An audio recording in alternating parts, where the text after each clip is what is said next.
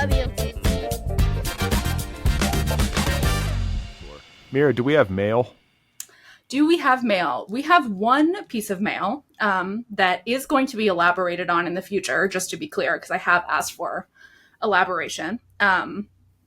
So this is from one of our listeners, a dedicated listener. And to this listener who has asked to not have his name mentioned, we appreciate you, and you are one of our biggest fans. Thank you. So he says, okay, so I've been thinking about Brad and Mira for the culture stance on public pooping.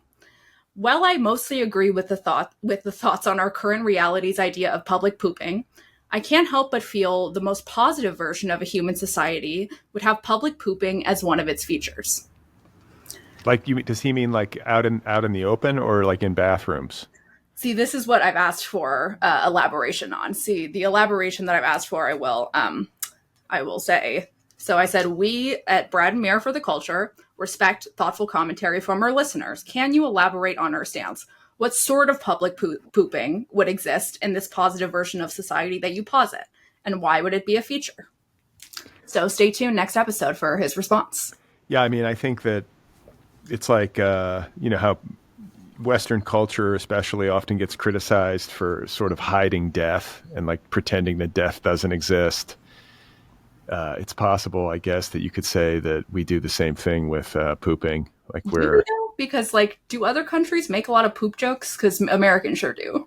I know, but I think in other countries people like poop out in the open or more often, or like they're not as like. Isn't that like how we avoided like a lot of diseases? Like I don't know if there's a lot of countries where people are just pooping out in the open. I don't know. I think the whole thing, for people who are new to this conversation. This has come up repeatedly on the show because I go hiking in a public park in Los Angeles often, and I will go into the men's room and there are no doors on the stalls. And I often see, like to a shocking degree, I will see grown men seated on a toilet in a stall with no door, just pooping, like it's no big deal. And this has been texted me this week, and he was talking about his issue with seeing people pooping in the public bathrooms at is it Griffith Park? Is that the main place? Yeah. So for those who have seen Mulholland Drive, will know that there is the scene where what's his face, that character actor who Tyler knows the name of, who I do not, but they're at the Winkies diner. And he is talking to this guy, and he's telling him all kinds of spooky stuff, and is kind of getting this like spooky dreamlike vibe to it. And then he sort of makes eye contact with this guy leaving the Winkies diner, and it's like you get this intense feeling of doom. He leaves the Winkies with the guy that he's been talking to, and behind the dumpster of the Winkies comes out this monster. I don't even know how I would describe it. It's like a monster that's kind of like covered in like what looks like tar, like sticky tar, and like her hair is like matted together with what looks like chewed gum, and like has these crazy teeth. A really fucked up monster. And like he sees the monster, and like the first thing that happens is he like grabs his heart, and he like sweats, and he like falls to the ground like, oh, like that. And Brad was like, that's me when I see somebody shitting in Griffith Park. Well, no, because like, look, this is a dark, dingy, like cinder block, like public park bathroom. You can imagine what this looks like. And so you get to the door. There's no door, by the way. It's just an open, thing. And you walk in, and you have to kind of like get in there to like look around the corner to see if anyone's going to be in the stalls. And so, right, which is like Mulholland Drive. You kind of have to look around the corner to see. That's what I mean. So it's haunting me. It's haunting to me to have to deal with this. This morning, I should say, there was no one, thank God. Wow. But it's been happening at least once a week for the past month. And I think in general, let me put it to you this way. I'm not an absolutist on anything. I understand that people have bodily functions and that you can't always time these things perfectly. Right. In general, I think for emergencies. Yeah. In general, I think that people should take care of their business at home and manage their lives like adults. And you don't go out into public with the need to like defecate wildly. Correct. But if you do need to, you go into a bathroom with at least doors on the stall. Like that's the issue. Is if there were doors on the stall, I would be like, all right, stuff happens. This is disgusting, but I'm out of here. It's no big deal. But just to be sitting there with no door is just astonishing to me. I'd almost feel more comfortable like sitting like behind a car where you're like in public, but people can't necessarily like see you, like that almost feels better. Or go into the woods. Like I'd go hide behind a bush before I'd sit in some... Is it like near a woody area where people could go like hide behind a bush? You could scramble up the hillside and find a place to squat. I mean, I don't know. It's just troubling. The whole thing is troubling. I'm somebody who's very like regimented. I like cleanliness and order. Regimented even with your pooping, huh? Yes. I'm not going to come to your house and poop unless like unless I'm staying over, unless it's like I'm staying with you for a few days. And even then it's tough for me. Even then I'm like, it's hard. Like it feels rude. Oh, and also like I think a lot of people when they're not at home, like even if they're just traveling, like it can be hard to poop when you're not at home. You need to be on your home toilet. I mean, I will like sometimes like you hear couples like, oh, like, are you really comfortable in front of each other yet? Like, have you pooped in front of each other? Like, like I've been married for, honestly, I don't even know how many years, and Tyler and I constantly forget. I want to say 7. And I have never pooped in front of Tyler, and he has never pooped in front of me, and I would like to keep it that way until the day I fucking die. Yeah. Absolutely not. No one needs to see me poop, unless it's like a medical situation with a medical doctor and it's an emergency. If I'm like giving birth and there's poop, okay, that's it. That's right. I agree. I'm with you. We're in lockstep. We are in lockstep about the pooping situation. However, I am interested to hear what our listener has to say about the ideal world and public pooping. Maybe you'll change our mind. I don't know. It would be interesting to live in a world. I mean, maybe it would just be disgusting where like human beings are just like feral and just like openly pooping on the sidewalk like dogs. Like, you can imagine like a world where people are openly shitting on the sidewalk, but like have to like go into like a secret stall to like sneeze. Like if you're going to sneeze, you gotta go hide yourself. No one can see that. That's private. I mean, we might be headed in that direction. The wheels are coming off of civilization. So who knows what's in store for us. Yeah, Trump's going to sign an executive order saying that everyone has to go into a special stall when they sneeze. Brad, are you insane?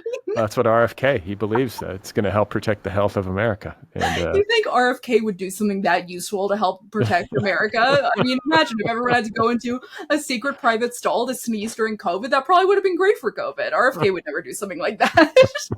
It makes too much sense. Yeah.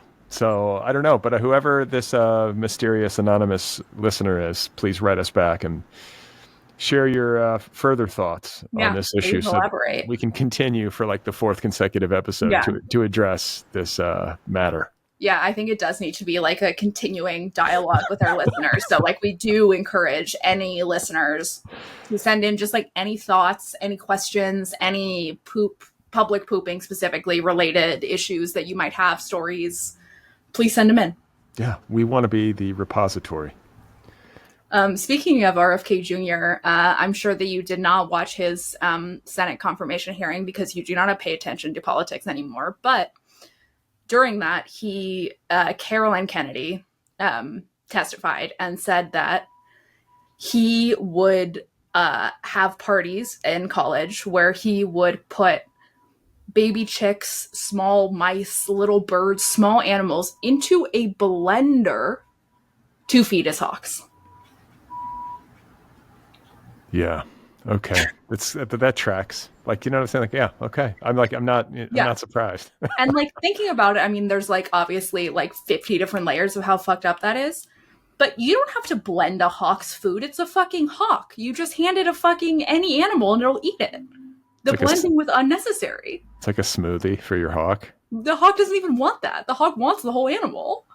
Yeah, I thought, the whole, and I mean, I would hope that these animals are dead when he's blending them, or is he putting like no, they're alive. Oh boy, yeah. I'm calling it now. That man has killed somebody.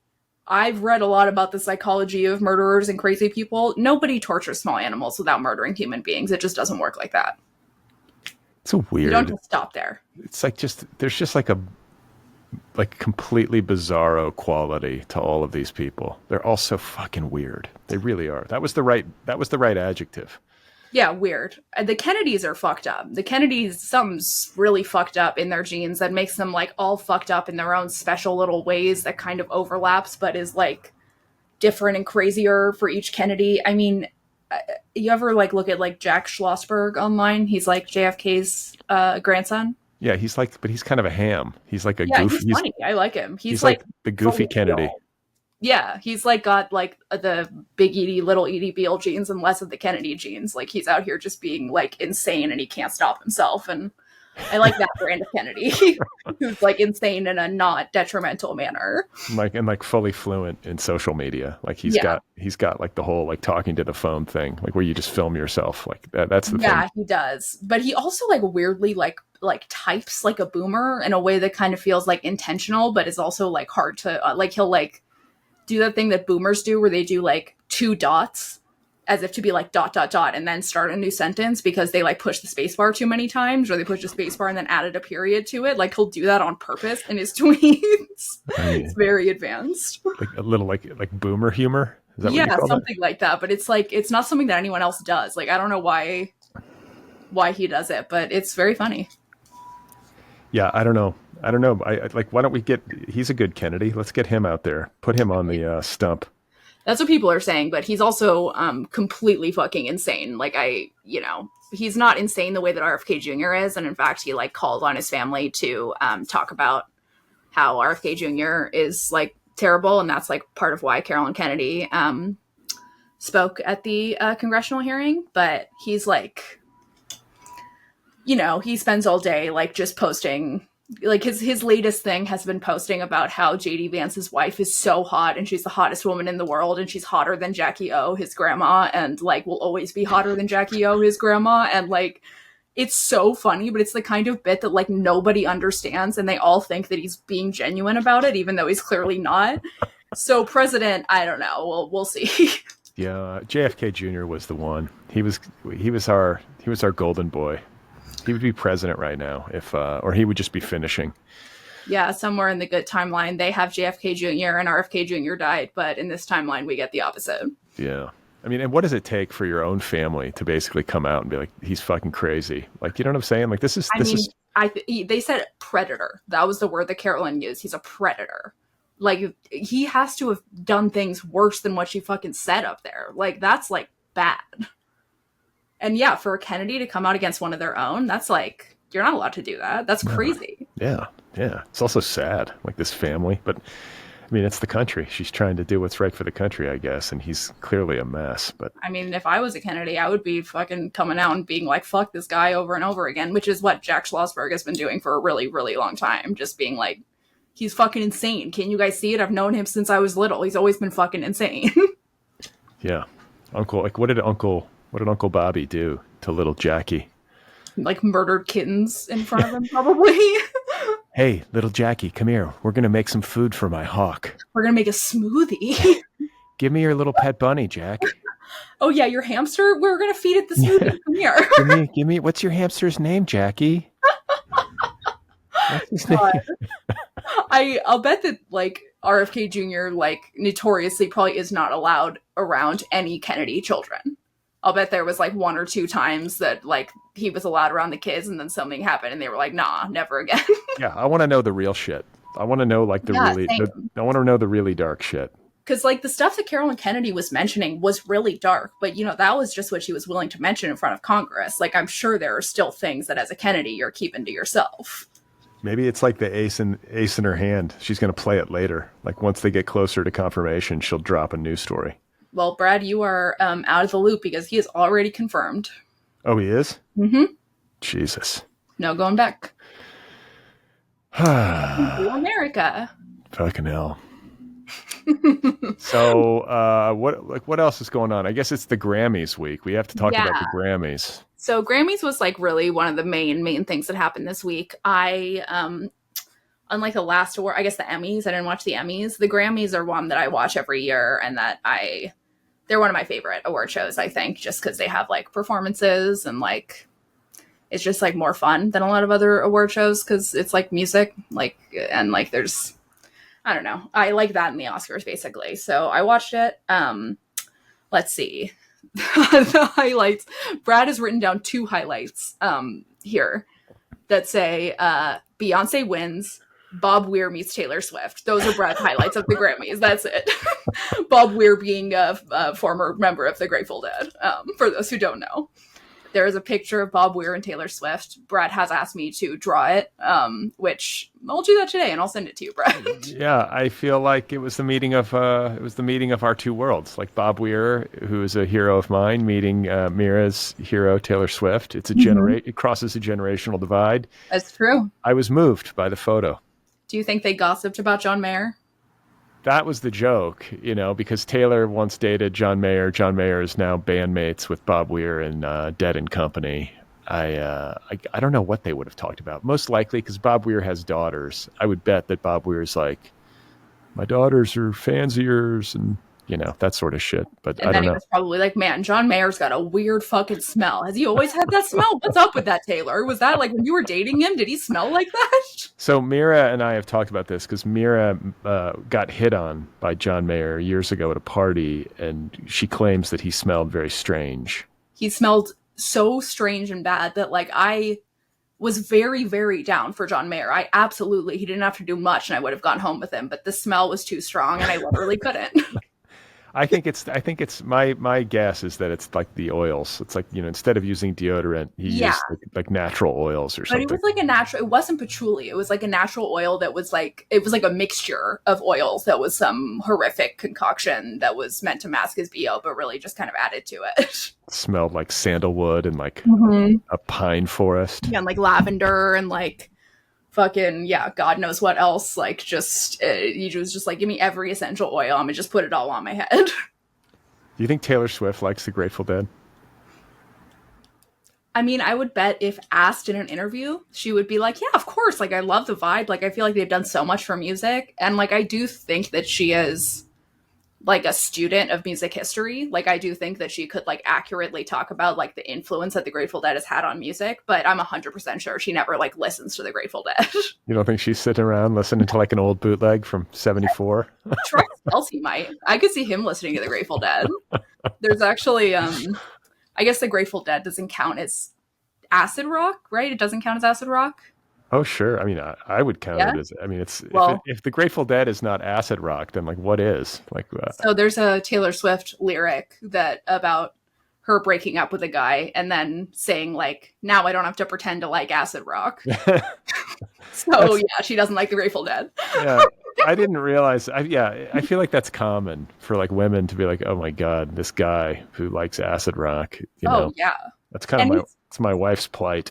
Not to be one of these pick me ass girls, because I hate men and girls are my friends automatically and I think they're beautiful, so just to be very clear, but and female interests too, yes, but I have had many experiences of liking something and having most people assume that I like it because of a boyfriend introducing me to it, and then I'm saying that I like it because it's the kind of thing that a annoying boyfriend would introduce you to.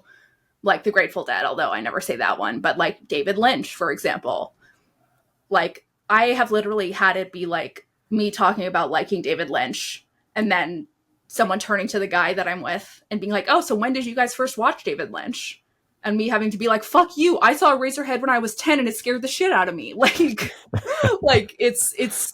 There are certain things. It's David Lynch, Ariel Pink, Thai filmmaking, and this is not to say that any of these things are bad. I like all of these things, but fucking Maria Abramovic, Tyler, what are some things art school kids like?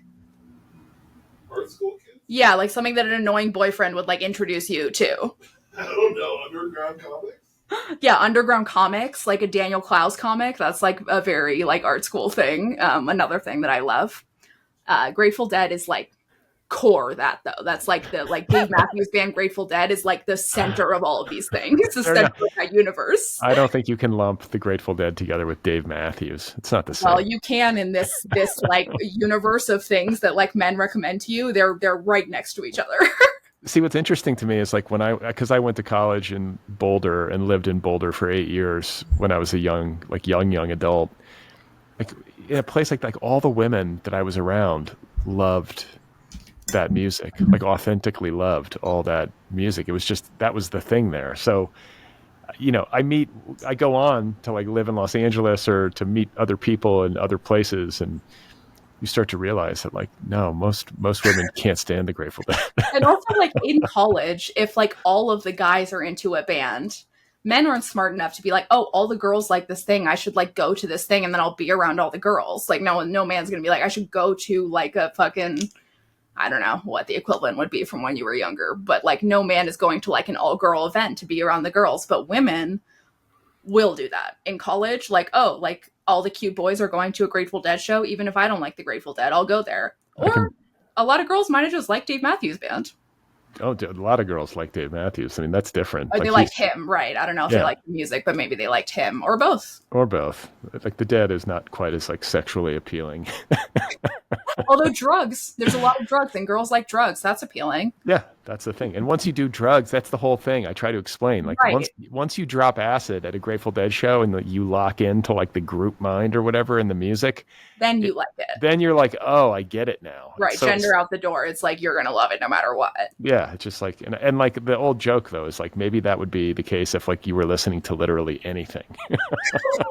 You could be listening to some guy play the pan flute, and if you took enough acid, you'd be like, wow, this is I feel like I've had experiences of seeing something on acid and being like, this is terrible. Like, what the...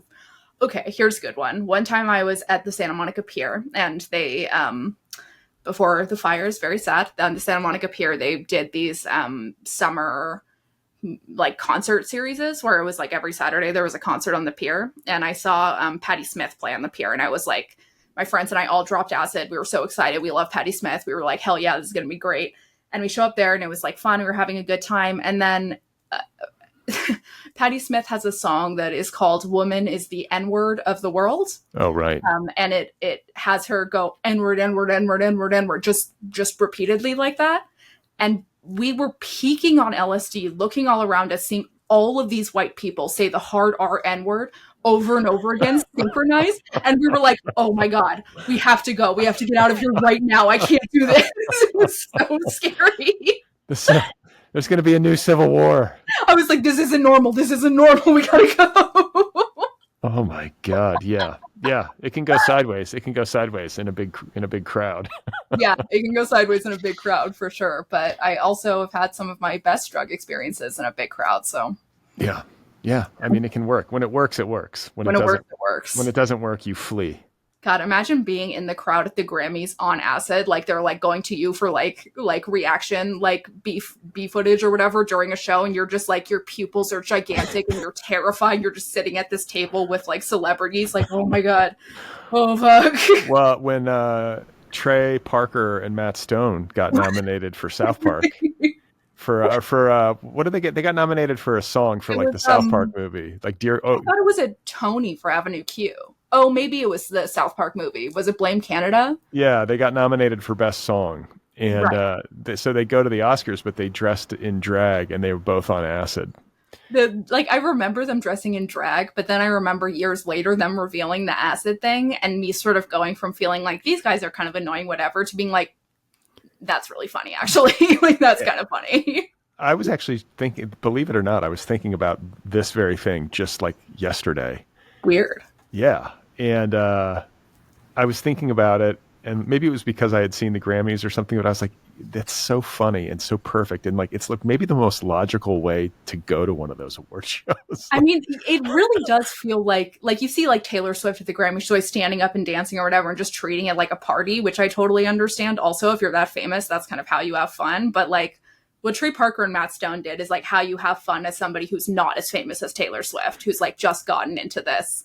Like I could see myself like if I went to the fucking Grammys or the Oscars or something like that and I was nominated for something as silly as the South Park movie, like I'd probably get stoned beforehand. Yeah, I don't know what I would do. I don't like the dancing. I don't like Taylor Swift dancing at these award shows. It's too much. Like I don't know, I feel like it's kind of fun. Like, because then other people stand up and they join her and it stops being like everyone just sitting down and watching. It's like not everybody, but like you see there's like 5-10 people standing up and dancing with her, and like then I'm like, okay, that kind of makes sense. That's funny and fun.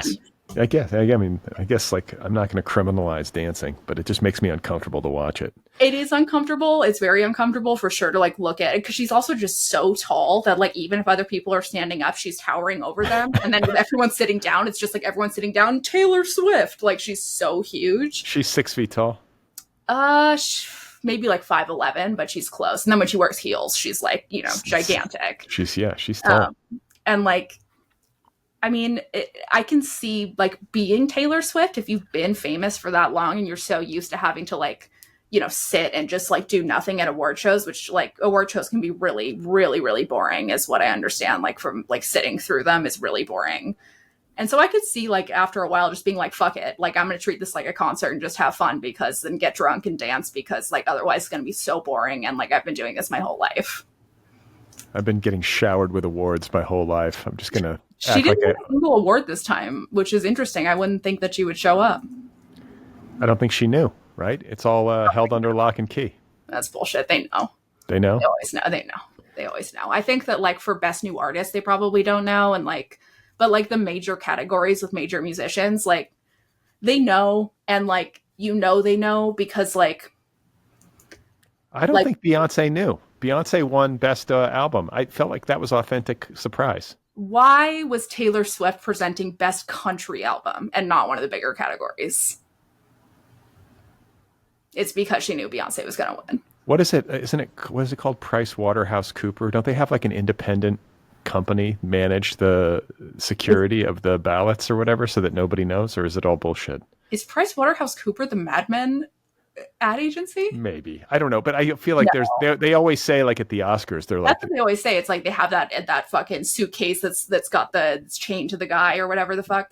It's right. I've heard firsthand. Like Grammys, if you're winning Best New Artist, if you're winning like whatever, if you're Beyonce and you're winning any major category, they're going to tell you. I think the minor ones, it's like kind of whatever. But if you're on TV, you're a major artist and you're going to win a major category, like, you know. Like, I mean, Taylor Swift would never just hand out Best Country Album to any old person. Like, Best Country, they would have her hand out Best New Artist or something. Well, but I mean, they probably thought they either knew and had told Beyonce she was going to win, or they had a pretty good feeling she had a good chance, in which case Taylor, who got her start in country music, like the TV ratings moment and like the social media shareability of Taylor handing a trophy to Beyonce.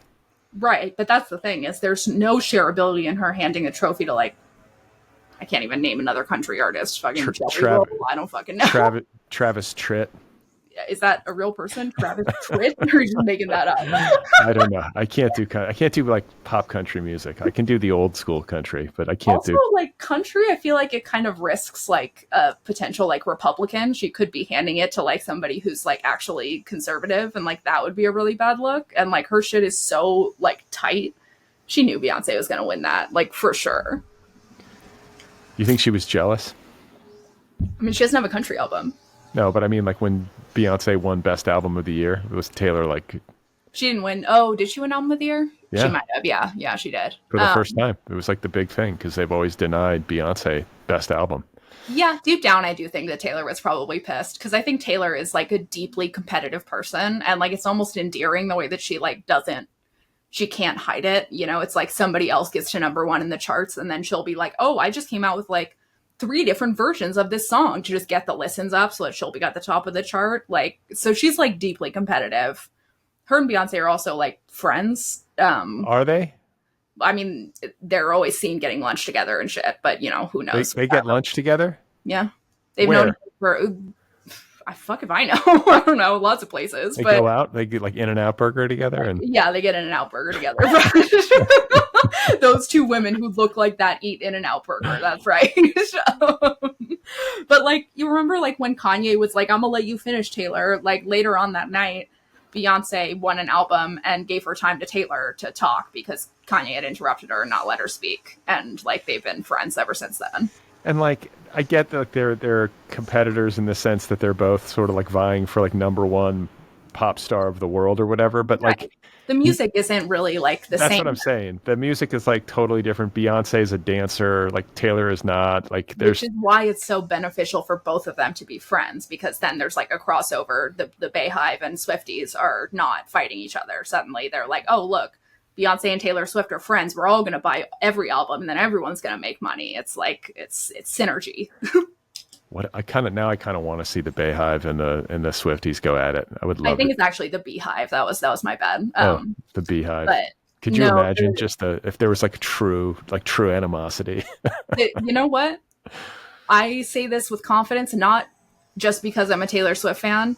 The Swifties would beat every fandom every time, besides maybe like Deadheads. Besides the Deadheads, yeah, besides the Deadheads. The Deadheads will just be like, if you fight me, I will have a stroke and then a heart attack. And everyone's gonna be like, okay, I'm sorry. I'm so fucking high right now. Can you please like, stop trying to claw my eyes out? I'm 98 years old. I live on retirement. I just took 2 tabs of acid. Do you really want to mess with me? Hey, go easy. Don't step on my toe ring. My toe ring. Jesus fucking Christ. We should bring toe rings back. It's a good... I had friends in college who wore toe rings. I was never into that. I was always like, that's just unhygienic. I'm not doing that. I feel like that's unhygienic. Weird. So yeah. So okay, should we get into it with the Grammys then? So we want to do some coverage on Best Dressed. But our first person, I think maybe for sure we can't even show it on this video without getting kicked off of YouTube. Due to so Kanye West showed up to the Grammys uninvited, even though he was nominated, which is questionable, with his wife Bianca Censori.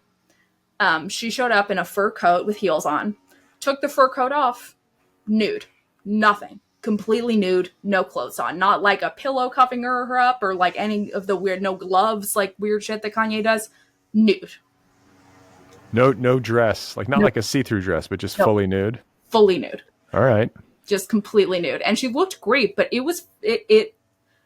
that relationship has like the worst fucking vibes of all time. Like holy, just abysmal vibes there. Like she was like posing nude, not smiling, and Kanye was like 5 feet away, just like watching her pose, and like that is normal if you're like a famous person with a non-famous husband. But nobody wants a picture of Bianca Censori without Kanye. Kanye's just doing that to be like, okay, now you go humiliate yourself nude alone. I'm not going to stand next to you. It's fucking weird. I've never gotten him. I don't understand the whole thing. Like, it's just he's like a crazy person and he hates Jews and he's rich. And that's really all you need to know. Yeah. He's like just flagrantly like unwell to me. Yeah, flagrantly unwell, flagrantly anti-Semitic, and like just a bad person.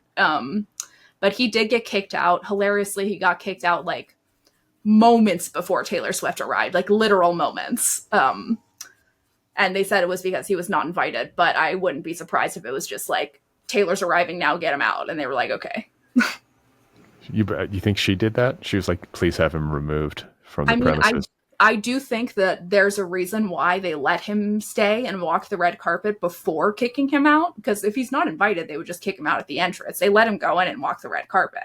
Yeah, they're like, we're gonna get some press. Exactly. We're gonna get some publicity for this. There's some like Grammys producer like talking into his earpiece, like, yeah, she's not wearing any clothes. Let's get her out onto the carpet. This could be good for ratings. Yeah, right. Exactly. Like, let's let him on the carpet. Taylor's not arriving for another 20 minutes. We have some time. So have them on the carpet. And they're like, okay, 5 minutes till Taylor. Get him out. Get him out. Get him out.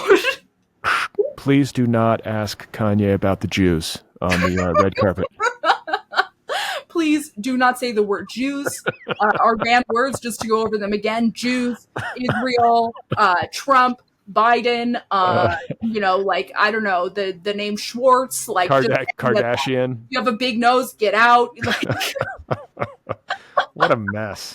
The whole what a thing. fucking mess, dude. Like, Jesus Christ. He's like, I mean, I know a story about, maybe I mentioned this before, a sound engineer friend of mine who was going to do engineering on, I think, Yeezus, which was like a decade ago, a long time ago. And they went to the studio and, can you hear that? Yeah, what is that? Is a spaceship landing outside your apartment? Yeah, it's a spaceship. I'm actually, it's like, you can call like Uber now, but it's like it's a spaceship instead of a car. No, it is Kanye's tour bus. Yeah, it's Kanye's tour bus. So it is the bad man with a leaf blower who wakes me up in the morning sometimes, but he's passing. Yeah, I have a sound engineer friend who was going to do engineering on Yeezus or something, an album a long time ago, and he sat next to Kanye in the studio. Kanye opened up his laptop, and his desktop background was simply a picture of Hitler. Charming. My friend was like, whoa, holy shit, that's the bad man with the leaf blower is coming back. Well, I don't get it. I don't get where Kanye's get it. Is it some Christian thing? Like, he's got to be like wired into some weird, like, hardcore Christian thing that's crossing over into white nationalism somehow, or is he just trying to be like a subversive, weird? It's impossible to read. He's always hated. Like, people say, like, oh, he went crazy and then that turned him into a Nazi. He's been a Nazi. And he's been crazy. Like, being crazy doesn't just turn people into Nazis. He's, like, always hated Jews. Like... Yeah, but why? I think that it started probably early in the music industry, feeling like he was wronged by various executives and shit like that who happened to be Jewish. That's what he said. He's a mess. Get him out of there. He's a fucking mess. Get him out of there. Put him somewhere where we don't have to see his fucking ugly face again. He looks like shit, too. All right, so should we do our Grammys Best Dressed? Yeah, I gotta admit, I only saw like bits and pieces of the Grammys, so I'll be seeing a lot of these dresses for the first time. I'm excited to see. Well, I always watch the red carpet and the Grammys, and I talk about the clothes out loud, even though I'm sure Tyler could care less. I'm like, wow, look at the cut of that dress. That is unflattering. And he's like, what the fuck are you talking about? So I want you to let me, because I feel like I have good taste, and I feel like I can. If someone's got a great dress on, I feel like I know it, and I have confidence. I want to be able to give you my opinion, and then you can tell me if I'm right or wrong. Perfect, great. So we're gonna do Brad rates the Grammys looks. So I will say the looks out loud for those who cannot see my screen. So this first look that we have is Jaden Smith, Will Smith's son, and he is wearing a just a regular black three-piece suit with a big black castle on his head. He's wearing like basically a dollhouse on his head.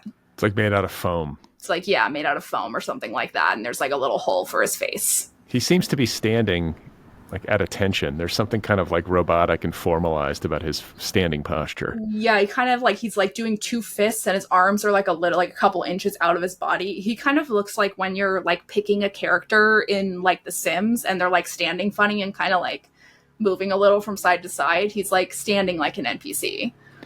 All right. So I find this annoying, first of all. It's very art school. It's very like performance art. I think his suit is ill-fitting. It looks like he's got tennis shoes on. I don't know what those shoes are. They're probably dress shoes, but they look a little, I don't know. The whole thing doesn't work. This black house, is this like a charred house that's supposed to be some kind of like symbol of the fires? No. Why is it black? It's a black house? Like, I think he's just goth. I don't think it's supposed to be a symbol of anything. I'll bet it's designer. Like, I'll bet it's something that went down the runway. I think that there's this tendency in the age of social media to sort of just do something outrageous, like kind of Kanye showing up with a naked woman, like a meme outfit, like something that people will meme. That's right. That's all it is. And it's like, I feel like it's so transparently desperate, or just like, yeah, I'm going to just do this so everybody's talking about me. It's not even like clever, there's nothing redeeming about it. It's just stupid. Brad, I'm going to have to say your analysis on this, I agree 100%. I think you're on point in every single way. I am 100% in favor of like the absolute craziest looking outfits of all time. But like if they're cohesive and creative and interesting, this is just a house on his head. And I appreciate that you pointed out how ill-fitting his suit is. I agree. I think that his jacket, far too short. His lapels are far too wide for his collar. His tie is a little bit too thin, and the sleeves are too long. Yeah, it's just all not right. And like, the shoulders are too wide and low. I learned this from the menswear guy on Twitter. Okay, well, I think that I'm thinking of like remember when Bjork went to the Oscars and she wore that goose dress? one of my favorite outfits. I love that. Yeah, like that was just so like wacky. I guess, she's Bjork. I think he's trying to like be Bjork, but it's just And not like working. he's wacky, but like if he wants to be like wacky, be stylish. Don't just put a house on your head and be like, haha, like this is a joke outfit. It's not actually like a creative achievement. There you go. That's right. Yeah. That's right. Like you could have a wacky outfit that's creative and interesting, and this one's not it. Okay, next outfit. So our next outfit is Heidi Klum, who has not aged a day. I don't know what kind of vampire's blood this woman is drinking. She, like, just without saying anything about her dress, physically looks unbelievable. I don't know how she looks so young. Brad, what do you think in the dress? I like it. I don't think it's like a perfect dress, but it's pretty good. Like the things on her arms, I don't know what you call that. I'm not. It's sort of like I guess it's like a shawl, I would say. I can't tell if it's like a shrug with sleeves or like a shawl, but for people who can't see it, it's like an off the shoulder. It could be like a shrug that she has over her arms, or it could be just like a blanket that she's kind of holding over her arms, but her shoulders are bare, and there's like it looks like a comforter kind of. It's like a cotton gray that matches her sparkly dress. I think if you I get why she has it, just to keep herself warm and everything, and But when you're on the red carpet, like that having something practical like that makes sense for like when you're going onto the red carpet or when you're at the award show. But on the red carpet, like you would take anything off that isn't supposed to be photographed with the dress. She would have been cold if she didn't want that photographed. Oh, okay. Well, I don't know. I think I would like to see her without that. I think the dress is elegant. I like the color. It looks good on her. Her hair looks good. Necklace looks good. I mean, it's not bad. Wow, good job, Brad. I totally agree on all fronts. I want to like the arm thing because I feel like she's trying to do like the dress is very classic. It's like a silver beaded dress that has like a corset bodice. It's strapless. It's sheer, like right below her thigh. So it's like it's gorgeous. But then she's putting on this sort of like puffy comforter cotton thing, I think, to try to make it sort of look more like modern and different, and it's not working. I think she should have just gone for the classic look of just the dress, the nice necklace, and like the pretty hair would have been a lot better. Why the fuck is Heidi Klum at the Grammys? Is she dropping an album? Like, what's happening with her? Who the fuck knows? I mean, she was in the past she was there because of Seal, but I don't really know what her excuse is now, but I'm glad she came because she looks great. Yeah. Oh, you know what? She was part of a performance, weirdly. This guy, Benson Boone, who, like, I don't know he's some fucking guy. I don't know.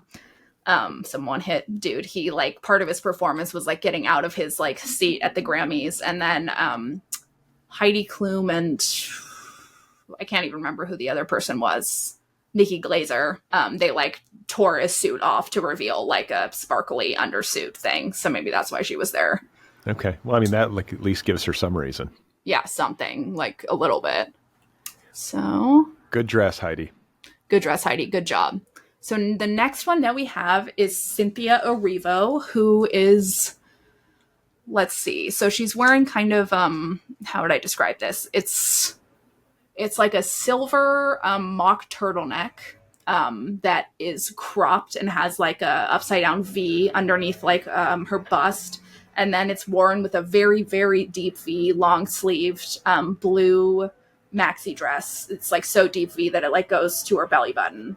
And then she has like some silver bracelets and earrings and her like signature crazy nails. Brad, thoughts? I'm not a huge fan. I don't think it's like tragic, but I feel like the blue dress, the combo just doesn't quite work for me. The blue dress feels a little bit with those stripes on the sleeves, sort of looks like a flight attendant. Those are bracelets, to be clear. Oh, they are. Okay. Yeah, but still. I don't know. I'm just not a huge fan of the look. I've seen worse, but I think it could be better. Yeah, space age flight attendant. I can totally see that with the bracelets around her sleeves, and like that to me almost makes this sound better than it actually is, because space age flight attendant could be like a cool look. This is like kind of like she was almost going to go space age flight attendant, and then like had a moment of cowardice and like pulled back, and so it's kind of just nothing. Like it looks like, because the metallic of the silver makes it seem like it should be like a really weird dress that makes you look like an alien, which would be great. But then this blue dress is very like just elegant. It's just like a sheath dress. It doesn't have any draping or anything like that. Yeah, I almost feel like looking at her, I almost feel like because she's bald and because she is so like tiny and skinny, like I kind of think that like the metallic silver, if she just wore like an entire metallic silver dress or like a metallic silver like bodysuit, like a Catwoman suit or something. Yes, that's what I'm talking about. That would be good. That I think she would be able to rock that. Like and not a lot of women can do that. But I feel like this dress, it's just like, it's like she's trying to be two things at once, and she should have just picked one. Right, she's trying to be two things at once. See, you could be like a Project Runway judge, Brad. This is what I'm telling you. This is like my secret talent is that I know. You kind of have a secret talent here. Because like even your commentary, it's like you kind of know why the dress is no good. Because you're right, she's trying to do two things here. She's trying to have an elegant runway dress and a metallic silver weird dress. And she did say on the red carpet to one of the red carpet interviewer people that she likes to look like an alien, so she was kind of trying to look like an alien. And I see that, but I also see her in this outfit clearly trying to tone down the alien thing in a way that just makes it look like she's trying to do two different things, and it's not good. Just be the alien, be the space woman. Yeah, and I like some of her weirder outfits too. Like I kind of like, she bothers me as a individual, but I like her outfits usually, and this one I'm not into. Okay, next. So next we have Paris Hilton, who, just to answer the question before you ask it, she came out with an album last year and is coming out with a new album next year. And she is also the artist who made the incredible hit single in the early 2000s called Stars Are Blind, which is a genuinely good song. And I like unironically recommend it. That shit fucking is a banger. And she's also DJ, like a very successful DJ, and a victim of the Los Angeles fire. She and her husband lost their house in Malibu. Yeah, victim of the LA fire. She's got another house, so she's fine. But yeah, and this outfit, to explain it, she is wearing. It's a little bit reminiscent of J-Lo's Grammy look that, if anyone remembers, in like the early 2000s, where it's got a very, very deep V-neck, almost to her belly button, and then like a brooch that is like holding it together in the middle. It's beaded. It's sheer. So it's got like, skin color fabric underneath, like where her boobs are. And then underneath the skirt part of the dress, she's wearing kind of like a high-waisted underwear. And it's sheer beaded. And then she is also wearing sort of like red gradient, like, what do you call those kinds of like cop sunglasses, Brad? What are those? Aviators. Like, aviators. She's wearing like red gradient aviators and then long gloves and like a cape. Okay. So, first of all, I have to say that in keeping with the rules of this show, whenever we have seen a celebrity in the wild, we have to admit it and tell the story. Years ago, like peak Paris Hilton, you would have been like in junior high. Like what year is this? Like early aughts, like Simple Life years. Like yes. I was coming out of a yoga class that I used to go to like every day, and I was walking home, and I was like in some alley, and Paris Hilton was there with a photographer who was just taking her photo like up against like the most random dirty alley, and I was just like, oh, and it was just me and them, and she was getting her photo taken. So. That's weird. Yeah. I once met Paris Hilton also, and it was in the VIP section bathrooms at Coachella circa 2007. And interestingly, Paris Hilton was pooping with the door open. She was pooping with the door open. And when I came in there, I saw her pooping with the door open, and she was like, hey, and I screamed and fell backwards and passed out. Terrifying. Oh, so Brad, talk to us about this look. All right. So I think context matters. I think being at the Grammys, kind of being at any award show, but maybe the Grammys especially, since it's music and music culture, like you can take chances that you might not be able to take if you're going to like the Oscars, which is like a little bit more formal and conservative. Sure. Yeah. Right. So with that in mind, and like the angle that I'm looking at here is sort of a side angle, but like I have to say this is a pretty good dress. And like normally I'm not like a cape guy, But like, I actually kind of think like at the Grammys, it sort of looks kind of cool. And then she's got the aviators. The only piece of it that I think she might be able to do without are the long gloves.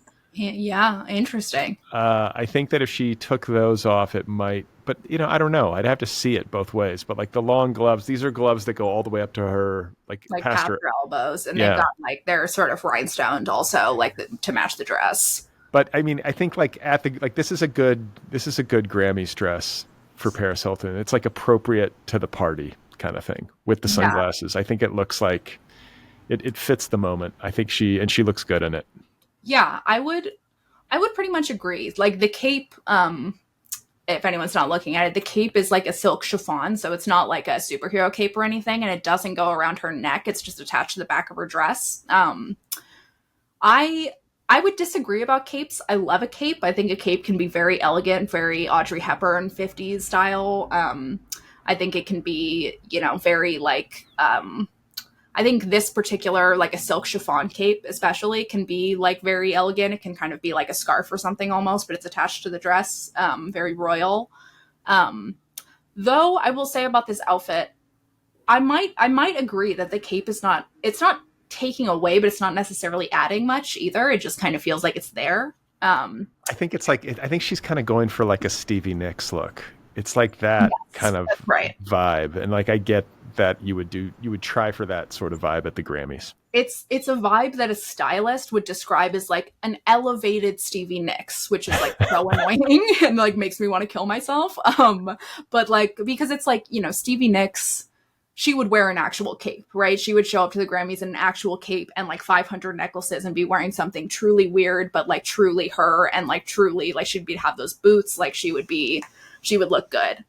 And like Paris Hilton is kind of going for a Stevie Nicks with the sunglasses and the cape, but she's also going for classic elegant with the beaded gown, cape, long gloves thing all together. And it doesn't feel as much like she's going for two things as the Cynthia Erivo one. So like I would let it pass, but I would agree that I think either she should get rid of the gloves or the cape. I think getting rid of one of those two things would make the outfit better. Yeah, yeah, that's what I think. Well, Brad, you're good at this. We should make this a segment, recurring segment. We can become fashion consultants. I mean, look, if anybody wants a stylist, fashion consultant, I've got a portfolio and everything, so you just let me know. Okay, next we have Jack Antonoff and his wife, Margaret Qualley. Who, before the podcast, Brad took a look at this picture and he said, she is so hot. And I laughed at him. And then I was like, no, but you're right, though. She's like one of the most beautiful women alive. It's completely insane. Yeah, she's just gorgeous. So she's wearing like, it's pretty. It's like, so she's got, the dress is cream colored. It's kind of like a baby doll cut. So it's like A-line from the top. So it's like got like one piece across that looks like maybe like a cotton. And then the bottom skirt is all silk chiffon, but it's pleated silk chiffon. So it's like very flowy. It's like a very princessy vibe. She's got the top of the dress has silver embellishments, and then she's wearing silver jewelry with it and just her hair down.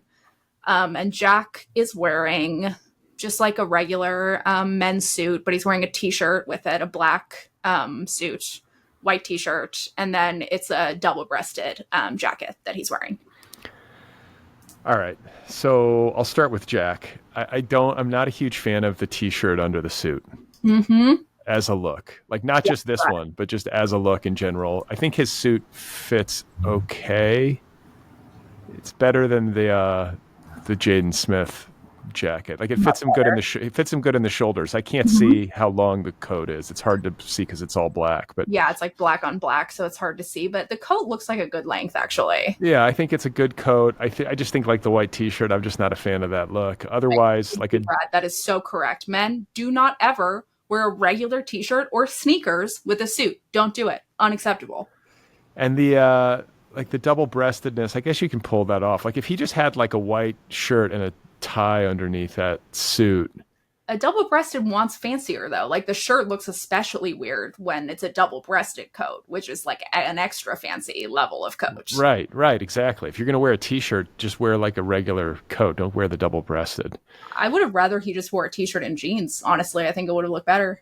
Yeah, I mean, if you're gonna go casual, go casual. Again, he's trying to do two things at once. Exactly right.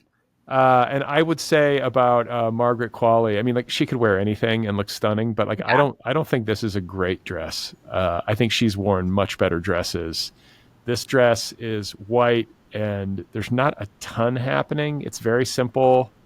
I'm sure the beading, like I can't really see the silver beading on the top. I'm sure that's pretty. Yeah, it's very shapeless though. It's not got it. It doesn't go in at the waist. It's fully just like one sheath. It's not A-line. It's like hanging like curtains. Yeah, it's like a baby doll dress but long. Yeah. Hanging like curtains is right. It's like she's so beautiful, and the dress is like a little bit blobby or something. That's right. And I also think it's misreading the invitation. You're at the Grammys, like you're supposed to have a little bit of fun with your outfit, and this feels like this is like a prom photo or something. I'm just like, no, like these people need to get a little bit weird at the Grammys, and it does feel like the most stylish people at your high school prom. That's what this feels like. It's like they're stylish for prom, but for the Grammys, I don't know. Yeah. I would say this dress, I agree for the Margaret's dress. I think it's like she looks beautiful, and I do think this color is very pretty on her, this like sort of off-white cream with the silver, but the dress is blobby. It kind of actually almost looks like it needs ironing at the top part, which is like very confusing. Like you see it's kind of got like folds. Like, yeah. I don't know. I guess it's supposed to be intentional, but it doesn't look like it. It's just kind of boring. It's genuinely crazy to me, like what like an out of the box movie star she is, like in terms of like I guess like the meteoric rise, just how like totally beautiful she is and how comfortable she seems to be being like a famous movie star. Some people just have that. I guess she was raised by a movie star, so that probably helps.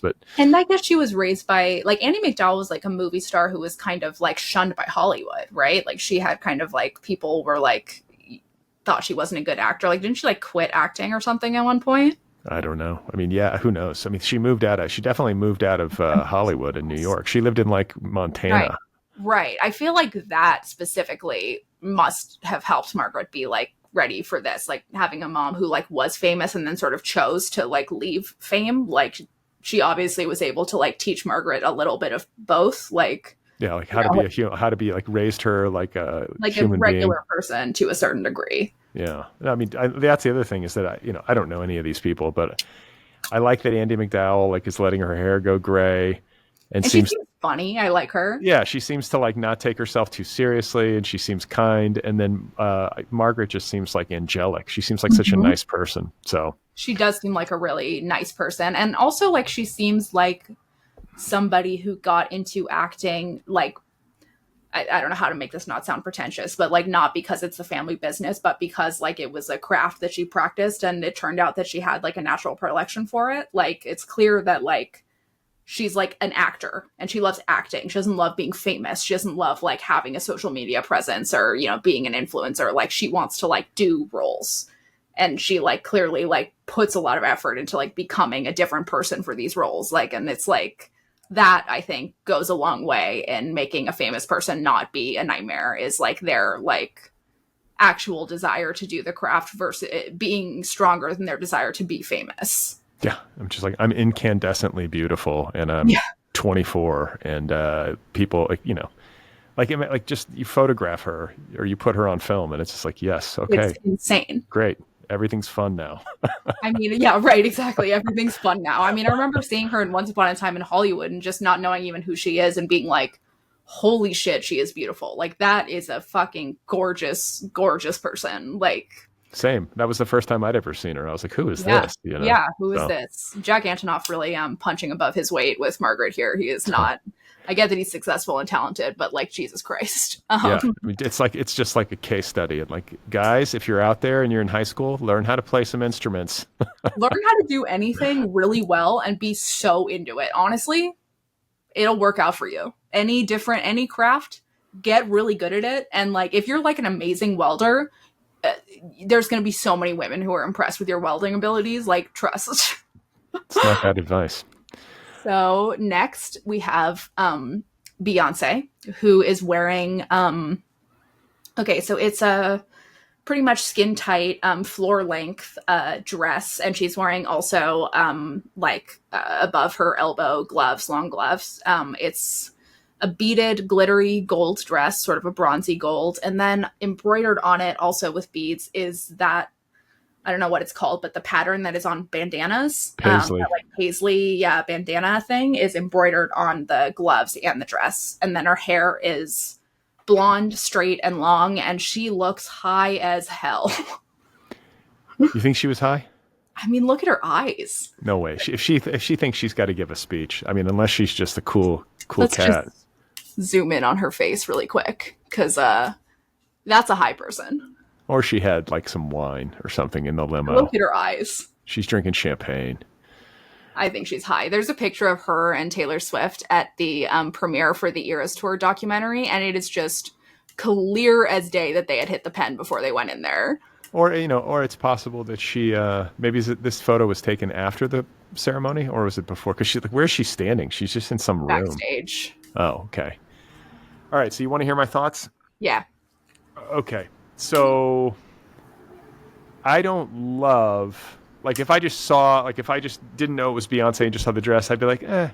But again, it's context matters. And I think as a Grammys dress and as a Black woman nominated in the country music category and kind of like out this year for a country album. You know what I'm saying? It makes sense that it'd be like a sort of country themed getup. Yeah, I mean, I'm also looking at her shoes, and I don't know it almost looks like she's wearing like cowboy boots under that thing. I don't know. They're like heels, but they are very pointed, like similar to cowboy boots. They're kind of like a platform heel thing. They're not like that exciting though. And then Beyonce is from Texas, and so she's got this like platinum blonde hair going, which feels like kind of Texas, and it's like I like the mashup, and I like the signifier aspect of it all.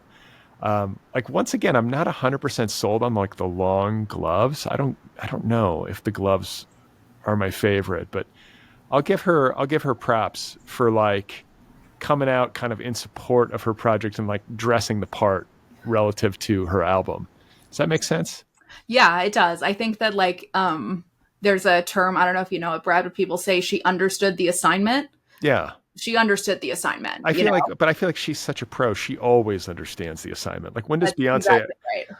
She doesn't show up unprepared or like not looking the part. Like she's always got it right. That's Beyonce and Taylor's main thing is they always understand the assignment. Yeah, she's a pro. Yeah, and like honestly, like I agree with everything you're saying in that she understood the assignment. She showed up with like a look that is both Grammys elegant, very Beyonce, very, has like a cut of dress that really like shows off her curves. She's like one of the most beautiful women alive. Like she looks fantastic, good color on her.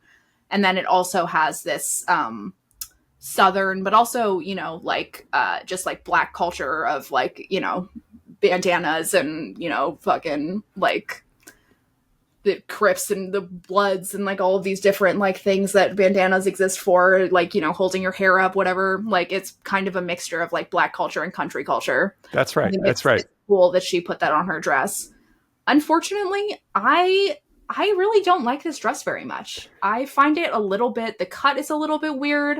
It's like she's so gorgeous, but I do think that the gloves are a little bit tight on her upper arm, making it so that it's kind of like it cuts off at her arm a little bit and is a little unflattering to the upper arm. And honestly, I just like this paisley pattern. I think it's just a matter of taste. Like I just don't love it in general. Like it's just not my favorite pattern. Yeah. I mean, I get it. It's almost like I appreciate it. I don't like it aesthetically, but like I respect it and I appreciate it. And That's I can see someone else liking it. Yeah. I mean, it's not like I'd say it's not horrible. It's like a 6. It's like a 6 or maybe a 6.5. A little lower, but maybe a 6 because like it's it's symbolic, and I feel like it's like her like understanding the right things to wear, and it's probably custom and stuff. Yeah, I mean, I guess like I'm trying to think of color because this dress is like sort of like it's almost like beige. It's like bronzy, or what do you call it? Pewter. It's like Pewter? Is that what that means? I just know that because that's the color of the Tampa Bay Buccaneers jersey. Oh, okay. There you go. I feel like there's a lot of different ways she could have gone if she was going to try to like, you know, pay homage to like country culture and Texas culture and black culture all at once. Right. But it's also like the Grammys, and I think she's trying to be elegant because Beyonce is like, she's kind of a lady. You know what I'm saying? Like Yeah. she's got that aspect. So I think she's trying to like be a little bit formal too. Totally. Because, yeah, she's a lady. She's going to wear a gown. She's not going to wear a mini dress or anything like that. Like, she's like... Yeah, she's not gonna dress up like a Dallas Cowboys cheerleader or something like that. But she has the blonde, like, which is, like, again, understanding the assignment of sort of like a nod to the Dallas Cowboy cheerleader, Dolly Parton, like, zone, you know. I love the blonde. I actually think the blonde looks really, really good on her. That I'm a big fan of. Yeah. Interesting. Like, straight, long blonde hair, I think, is a really good look for her, and I don't normally think that about, like, blonde hair that isn't natural. Yeah. So... Okay, our next one is Cardi B. She is wearing it's a sequined dress. It has one, it's got like a V-neck and then one off the shoulder side, and it's sort of striped like feathers. And then the bottom of the dress becomes feathers and has like a trail. And then her hair is done like a very like 1950s curly updo. Yeah, it looks like an old Hollywood like glamour. Yeah. Which I think this, again, the context matters so much. Like, I think for the Grammys, this is a good dress because it's fun, and yet she's marrying like that sort of like old Hollywood glamour with like some kind of, you know, feathered metallic looking dress that's like very like appropriate to the moment. Right. And like the overdone sort of like lip liner, it's kind of like Chicana. It's like an ode to like, you know, Mexican Latina culture as well. I like one of the shoulder straps is off shoulder and one is on. I think that like kind of looks cool. Yeah, I like that. I think that looks cool. She looks good, and we know from talking last week that her butt crack is pierced, which is a little troubling to think about. I don't know how low does that dress go in the back. I don't know if you can see it. Maybe she's showing off her butt crack piercing on the other side, and we're just not seeing it. That's right. There, and what we don't know from this photo is that there's a hole right where her ass is in the back, so you can see her diamond studs in her butt crack. Little hole. Yeah, I would tend to agree. I like this dress. It's like not like the most exciting thing ever, but like it looks good on her and seems fine. Yeah, it's good. Yeah. And then let's see. Up next we have my girl Chapel Roan, who is wearing 2003 vintage Jean Paul Gaultier. And it is it's a I think tulle fabric, and it's got ballerinas painted on it on the fabric itself, and then the bottom of the dress has tulle tutus where the ballerinas tutus would be, that also functions as like the bottom of the dress itself. It's strapless, but then it has two big black ribbons on the shoulder, and it's got like fake flowers kind of embedded in it. And then she's wearing her, you know, clown drag makeup and a big feather thing on her head. Okay, so I mean, just like to try to simplify things, like this is the Bjork dress of the night. Correct. And I feel like it's great. I feel like it's this is like the Grammys right here, but it's also worth noting, like, she's young, she's the belle of the ball, she's the new kid that everybody's sort of excited about, right? Like she's There's kind of, couple, but yeah, she's one of them. And I just feel like she can pull this off. It's a weird mishmash of colors and things happening. It sort of looks like an old like oil painting. Yeah, exactly. On her dress. And I think that what really makes this dress work is oddly enough, it's her makeup and it's her hair. Yeah, interesting. Like, I don't think if she had just gone in kind of like, you know, with a more traditional look without all of because her face is made up to kind of look like a face in one of these old oil paintings. It's like it's got like a white cast on it, but then like a lot of like rouge on the cheeks, and then the big heavy blue eyeshadow. Is that what you call it? Yeah. And then her hair is this like great like wine, like red wine kind of color. Yeah, and it's big. Yeah.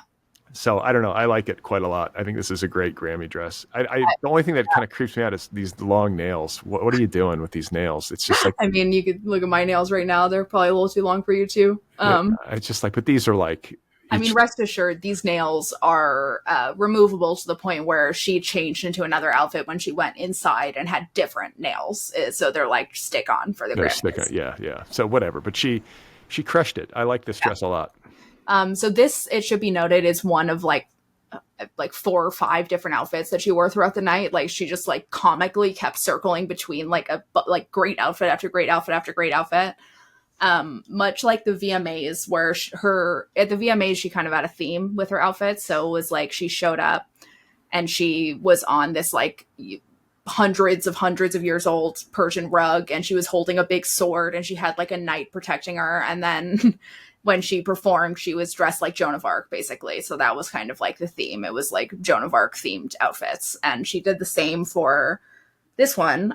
So her performance it was like clown themed. It was like a clown rodeo performance. So all of her dancers had clown makeup on, and there was like, they were doing lassos and stuff. And so this outfit is the least, you can tell the least is clown themed, but you can kind of see it again with her makeup, which is her signature thing. It's drag. It's white face, blue on the eyes, big red cheeks that you know are blended out, but like are kind of like an elevated clown cheek. And then her shoes, if you look closely, are like heels that are made to look like clown shoes. Like they've got like the little shape of the clown shoe on them, but they're heels. And then obviously the on her dress, well, not that obviously, they're tightrope walkers in those dresses. The same, so you'd have like tightrope walkers back in the day. They'd wear the puffy dress and they'd hold an umbrella and walk on the tightrope. That's what's featured on her dresses. So this is part of her overall clown theme. When she accepted an award, she wore like, it was a dunce cap, basically. She was dressed like a clown, and she had this outfit that was like, looked kind of just like fabric was like tied on her, and then she had a big clown dunce cap on. So she sticks with the theme, and I would say understands the assignment. Yeah, I think she nailed it. Yeah. Next we have Charlie XCX. She's wearing, it's like a corset dress, and then the top sleeves are tulle, like very layered, very kind of ripped up looking, and then the bottom, you can like see the bottom of the corset, and then it comes out either side with tulle. It's like a gray blue, and then she's wearing these sort of open toe boots, heel boots with them. Brad? I can live with the dress. I think it's okay. It's not like my favorite, but I think it's good. It's good for the Grammys. I don't like the boots at all. You know what, Brad? I totally agree. And I texted the group chat when I saw this. I said, why is Charlie ruining her dress with those boots? 1,000%. I'm kind of impressed with myself at this point. I'm totally impressed. I mean, damn, you're absolutely nailing this. So up next we have Gracie Abrams, who is a terrible musician and J.J. Abrams' daughter. She's wearing what looks just like a shitty wedding dress. It's like off the shoulder. It's got a flower right in the center of the bust, and then it has a black waistband, and she's got like a silk chiffon like veil, but not over her face, just over her head. And then that kind of goes back into a train. So this is like what I would call, I mean, she looks good. She's a pretty girl. It's a classy dress. It's obviously like a well-made dress. It fits her well. But like, this is an outfit that you wear to go like meet the Pope at the Sistine Chapel. Yes. And like not in a cool way. Like I could see like a Catholic theme like that making for a really cool Grammys dress. Not this. I just feel like it's like it misses the moment. Like, what are you doing with this? Like, yeah, you're not getting married, and you're not going to confession, right? So what are you doing? It's not good. I really deeply dislike this look. I think the black belt looks very like Forever 21, circa 2010, and like the fucking thing on her head looks like shit. She looks like she's getting married, but it's bad. I hate that the length of the dress. I hate that it's not floor length and that it's just cut off right at her ankle. It's like the worst length the dress can be. I think it's so hideous. I think like, yeah, it's interesting that you say the length, because like if you wanted to make this dress like Grammy appropriate, it should have been short. If you're gonna go with like the really long. Well, but I feel like if you're gonna go with the Catholic thing, then you cut it short to like even it out and to make things like a little bit subversive. Otherwise, what are you even doing with your life? You're a musician.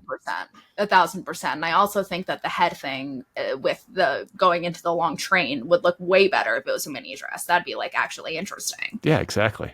Yeah. So she looks like shit. We don't like Gracie Abrams. Next we have, oh boy, this is wow. Next we have Casey Musgraves, who I love, who is wearing like a sequin fringe skirt. It's like a floor length pencil skirt, and then she is wearing like a belt that kind of looks like you would buy it at like one of those fake Native American stores on the way to Las Vegas, and then she's wearing like a white tank top. Yeah, this is a mess. It's a mess. What the fuck is this? How did this happen? How does this happen? It looks like the texture of that skirt that she's wearing coupled with that metal belt, it almost looks like it's a statue and she's standing behind it pretending to wear a skirt. Right. It almost looks like one of those like cardboard like yeah. And she's like actually wearing like leggings and it's just like standing behind this like thing. Jeans or whatever. I mean, it's a mess. It looks like she forgot her shirt and just put on a fucking like Hanes white tank top. Like, yeah. It's like, there's really nothing to say about this besides it's like a big fucking disaster. And like Casey Musgraves, I hope you're okay. Yeah. It's like, again, it's like, what is it? What's up with people wearing these things where it's like two totally different things at once? Like, choose a side. Like, what are you doing here? Like, wear some jean shorts. And like some cowboy boots, and like that's a great outfit. Go for it. Like be the casual person at the Grammys, but like if that's what you're gonna do, then do it. This is an unacceptable outfit for any context. It's not casual. It's not good for the Grammys. It just looks like shit. Yeah, that is wild, man. Okay, and then we have Olivia Rodrigo, who is wearing like a revenge dress. I mean, it's like a cutout dress. It's got around her neck like a choker. And then it comes down in just two small strips, barely covering her boobs. And then her sides, like her hips, her sides, and her whole back are exposed. So she's totally beautiful too. This is another like total knockout. I think this is a pretty good dress. I mean, it's like good for the Grammys. It's a little bit, what do you call it? Risque. Mm-hmm. And you can't go wrong with black. Yeah. And I like what do you call this? The choker part of it? Choker part of it, yeah. That's I think that looks kind of cool. Yeah. She could look good in anything, Yeah. But, and I like too that I like the length of this dress, how it's like, again, this is kind of doing what Casey Musgraves was not. Yeah. But, like she's like sort of Grammys from the waist up and like Oscars from the waist down. Like that's right. So it's like it's doing both. It's like elegant, but also like fun. And like a little goth. It's like a little Morticia Addams, which I like. Yeah, exactly.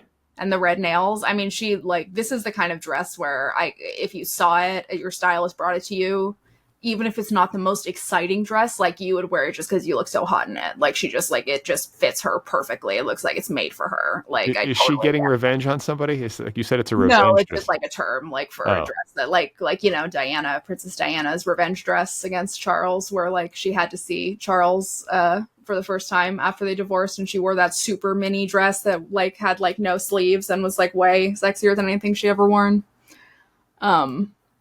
And then we have Sabrina Carpenter, who is wearing a light blue silk dress that right at like her hips has like a feather, almost like a peplum. And then it goes down and it flares out like right at the knee and has feather all along the edges. And then it's like a halter top with a pearl necklace as the halter.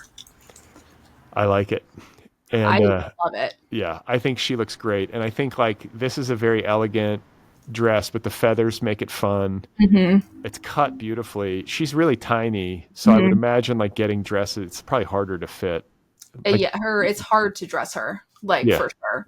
But the way that this dress is cut and like hangs on her is really beautiful, and like her hair looks great too. She's got the perfect hair for this dress. It's like the blonde. It's kind of like the blonde bombshell look.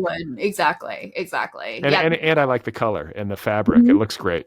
Yeah, it really does. This is maybe my favorite dress of the night. It's very like classic old Hollywood, but it's also like got a really modern cut to it, and like the color is great. She looks fantastic in it. Like, it's made for her. Like, perfect. No notes. No notes. Taylor. Okay.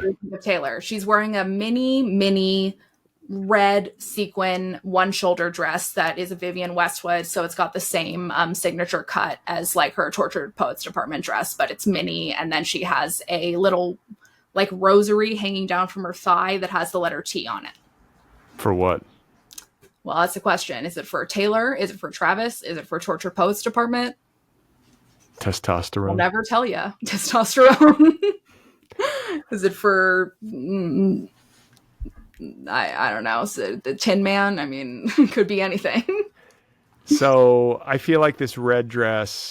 First of all, I guess big picture thoughts.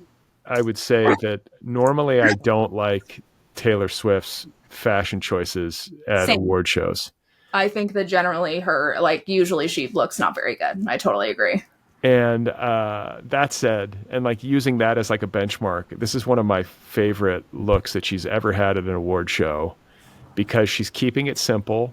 I don't think you can go, I mean, a red dress, like a short little red dress always kind of looks good, right? Yeah, you can't go wrong with her signature red lips. Sorry, my dog is coughing up a hairball in the background. So.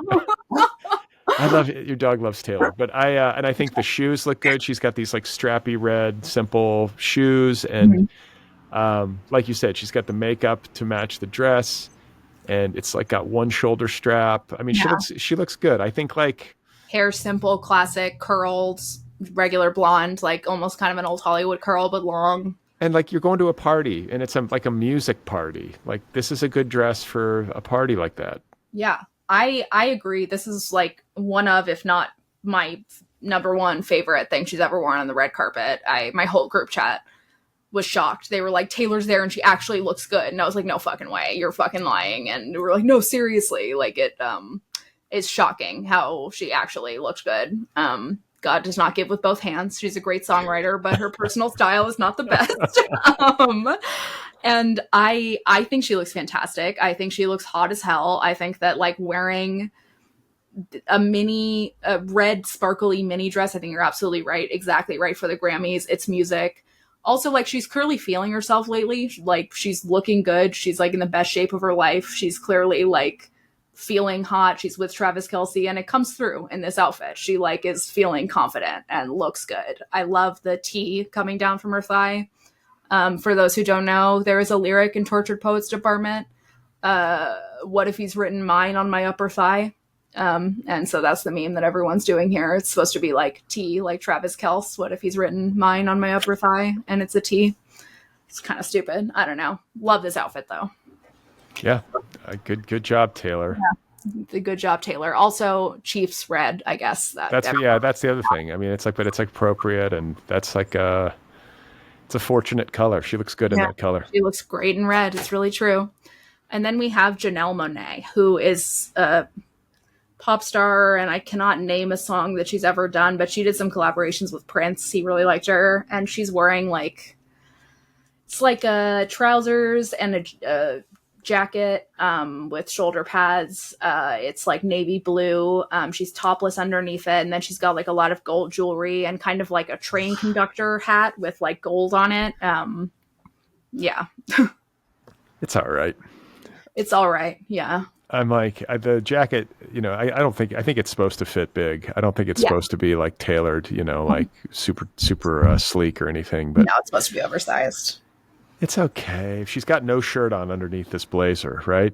Yeah, so no shirt. She should, and like no bra. She's just fully nude under there, which I guess is like sort of edgy. She's taped it down to her boob, so it's not actually going to come off. What do? You have two-way tape, like two-way sticky tape that you're using? Wow, the secrets that men don't know about how women dress. I have no idea. Yeah. There's you have tape, like you can have two-sided or one-sided, and like for her, for example, she would just take a piece of tape, stick it to her boob, and then you just stick the thing to it so that it doesn't come off your boob. Yeah, I mean, this is all right. I don't love it. I don't love a look that's kind of like cop-esque in general, and it's also kind of whatever. Mira's having like a visceral anti-cop reaction. Even if it's a good look, I'm like, it's feeling cop. Can't do it. No, abort. Are you wearing a wire? I do not consent to a search. That's right. That's right.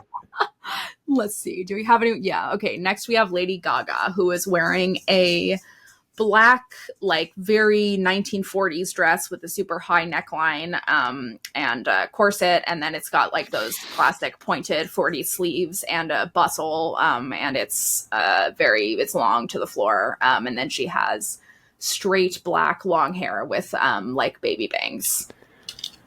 I mean, I think this is like the thing about Lady Gaga is like she's kind of in a category of her own. I mean, she's in there with like there are other musicians who do this. Like Saint Vincent does this. I think Chapel Roan does it, where like they use fashion as like kind of it's part of the art in a really overt way. What's that? Taylor does that. She has a hairstyle for every album. Yeah, but I mean, like, I think that she does it.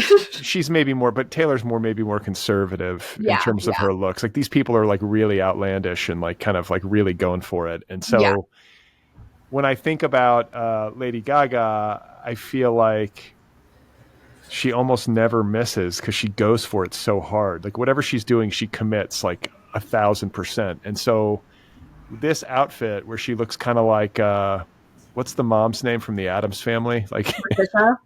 What is it? Morticia? Yeah, she looks like Morticia. Yeah. But I think like in the wake of the fires and considering what happened, it's like she's got like a funereal vibe kind of going. True. And vampire coming back from the dead. Like I sort of like it. I dig it. I think it's great. I like it. No notes. I think that she's doing a thing. It's like, she's going for it all the way. It's like very goth. It's very, like a funeral. It's very Morticia. I'm into it. It's one of her better looks, I think. I like Lady Gaga. I have a feeling. I have a feeling. I mean, I know she's probably crazy. Everyone's crazy, but I feel like if you got to hang out with Lady Gaga one-on-one, you would be like, "Wow!" And she's so talented. Holy cow! Like I've heard she's like completely insane. If you hang out with her one-on-one, you're like, "Oh my god, okay, I got to get away from Lady Gaga." Holy shit! But I think I would get along with her. I think she'd like me. She'd probably like you. Probably you're the exception. I just because I'm like not musical at all. I could just sit there and she could play the piano. Like, wow, and she just play songs for you for hours and hours. I'd just be like, hey, I'm on 20 milligrams of CBD. Let me have it. I'm tripping. So next we have Miley Cyrus, who is wearing a crisscross halter dress that is leather, has a big cutout right in the middle, and then just a straight floor-length skirt. You know, I got to say, Miley is another one whose red carpet fashion I often sort of don't get. Yeah. This is probably one of her better looks. I don't know. It's like, I don't love it, but it's like, it's kind of cool. It's kind of like rock and roll.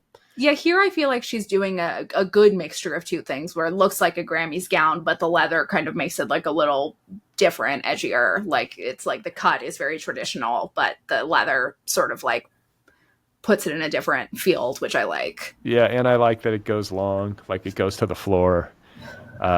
She looks great.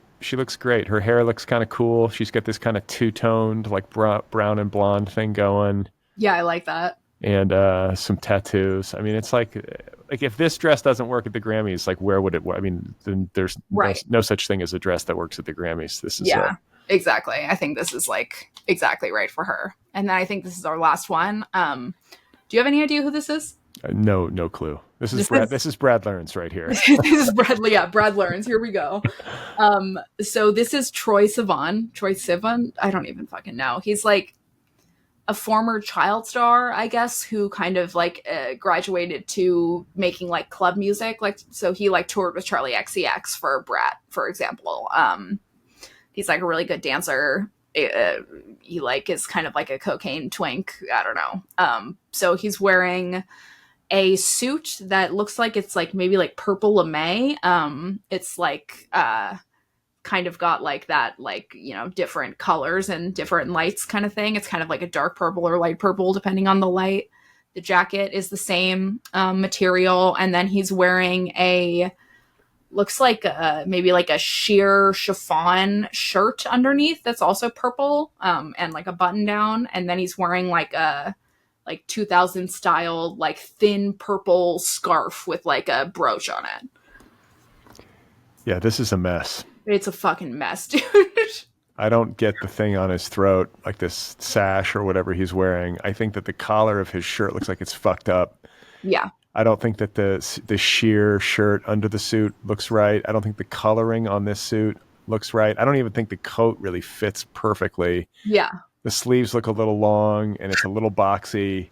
I think the pants, well, I mean, even the pants probably fit better than anything, but they still aren't right either. It's like, whole thing's a mess. Is the shirt untucked? I feel like I can see the shirt. And this, and this thing around his neck, just I don't get it at all.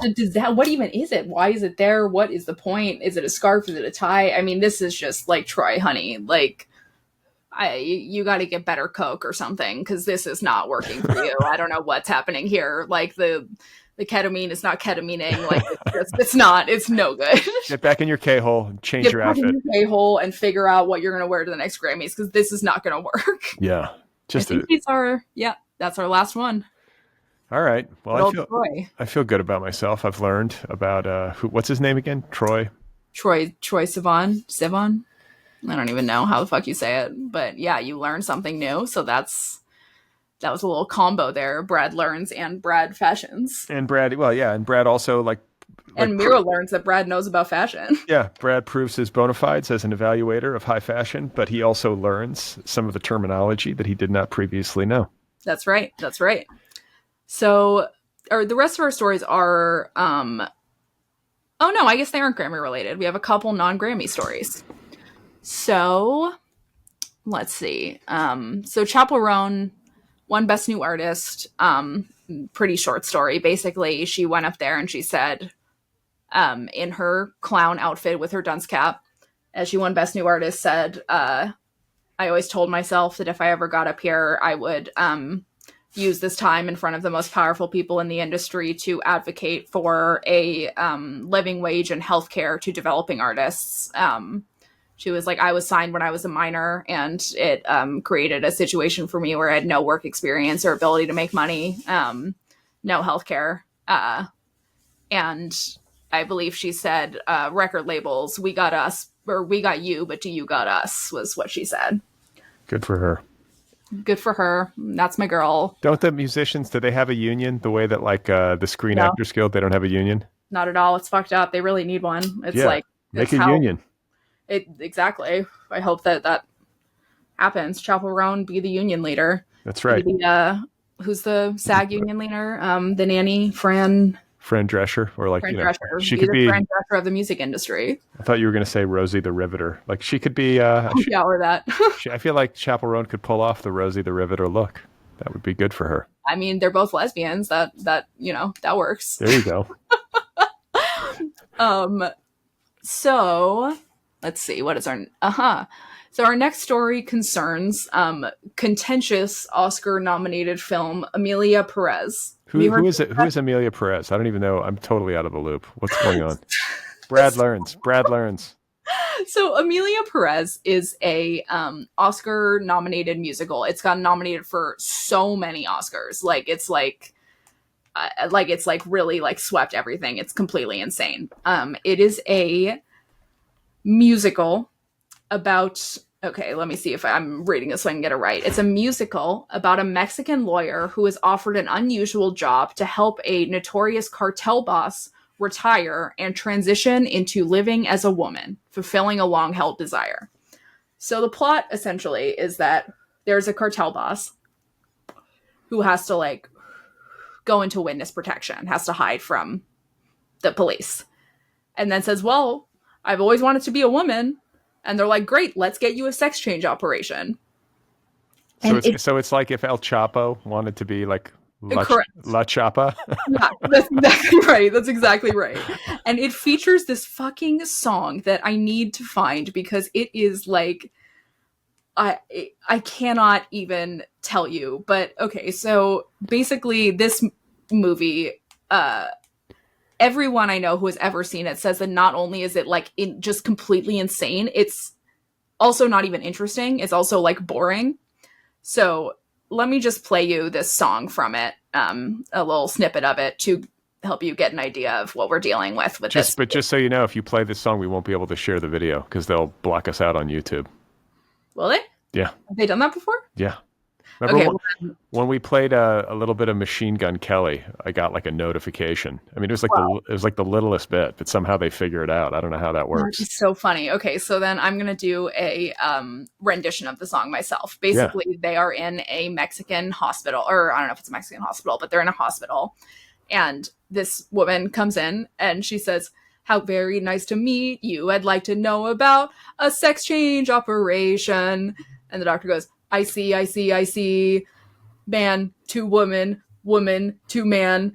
And then the doctor sings, "Vagina to penis, penis to vagina." And they say penis to vagina over and over and over again. It's the chorus of the song. Vagina to penis, penis to vagina. My son would like this. He's in a phase right now. You should show River that song because he will sing it all over the house forever, and it'll be so fucking funny. It'll be like 2 years of my life having him chant that around the house. So, like, okay, that is what the movie is. And it's not even, there's layers to this. So the movie was made about Mexicans, obviously, but by an entirely French crew and director. The director is a French person. The whole crew is French. Everyone involved in the movie is French. But for some reason, it's about Mexicans. Okay. Okay. So you're not really selling me on this movie. I don't, I guess like, I don't even know. So then recently it was discovered that the transgender star of the movie, Carla Sofia Gascon, posted 1 million of like the most offensive tweets you have ever fucking read in your life, and I have saved some to my phone so that I can just read them. Is Carla Sofia Gascon is transgender, and is Gascon is that Latina or Latino? Like what is? Yeah, I believe she's Mexican. Okay, yeah, I'm just Spanish or Mexican. I'm not totally sure, but not French. Not French, no. The writers and crew were French, but the cast did feature some actual Mexicans. Got it. So all of these tweets had to be translated because they were written in Spanish. So here's one. Islam is becoming a hotbed of infection for humanity that urgently needs to be cured. What's the date? What's the timestamp on these? 2016. So 9 years ago almost. This one is from 2021. And it says, "How many more times will history have to expel the Moors from Spain? We have not yet realized what this threat of civilizations means, which constantly attacks the freedom and coherence of the individual. It's not about racism, it's about Islam." The Moors in Spain are Black and Islamic people who lived in Spain and who were killed when Spain was colonized.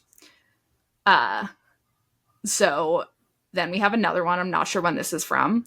"New attack in France. Beheadings in Nice by one of these retarded followers of Allah." Sorry, I said that word. "How many times will we have to expel these madmen from Europe until we realize that their religion is incompatible with Western values? We do not learn. Thank you, Erdogan." Erdogan being the dictator in charge of Turkey. Erdogan. Erdogan? Yeah, his name is Erdogan. I've only ever seen it spelled out. Erdogan. Erdogan. Wait, say it again. How do you say it? Erdogan. Erdogan. Okay. Yeah. I'm going to remember that so I don't embarrass myself in the future. And then she posted a picture of like a dad with his baby who looks Arab. It said, "Islam is wonderful without any kind of sexism. Women are so there's a woman at the table also wearing a hijab.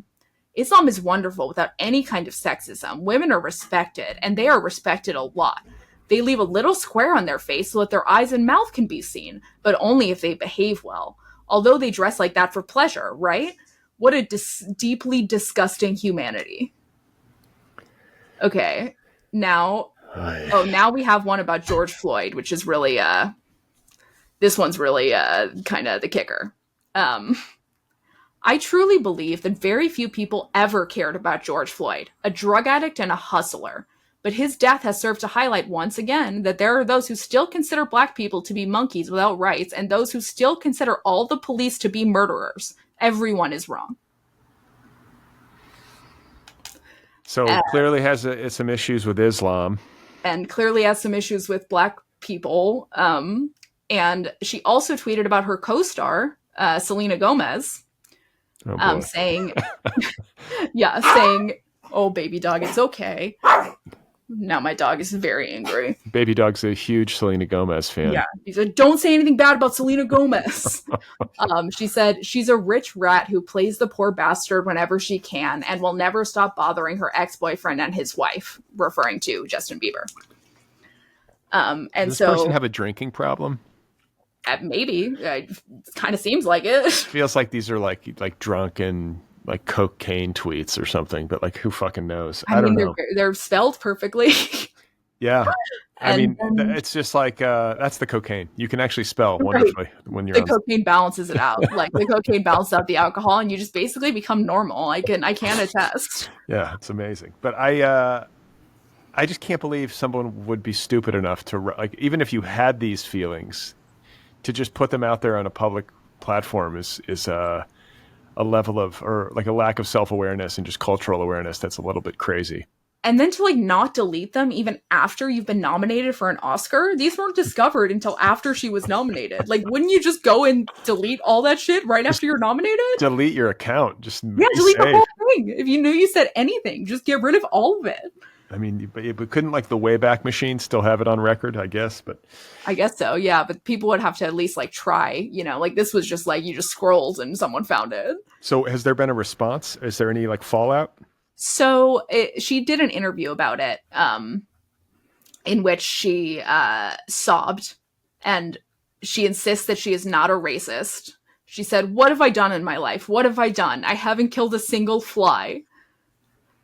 Oh my God, this is so insane. She got very, very emotional, sobbing. She said that, she said, "What have I done in my life? What have I done? I haven't killed a single fly. When I have a spider in my house, I put a little glass on it so as not to kill it and to take it out into the street." Dude, hire a crisis pub PR firm. What the fuck?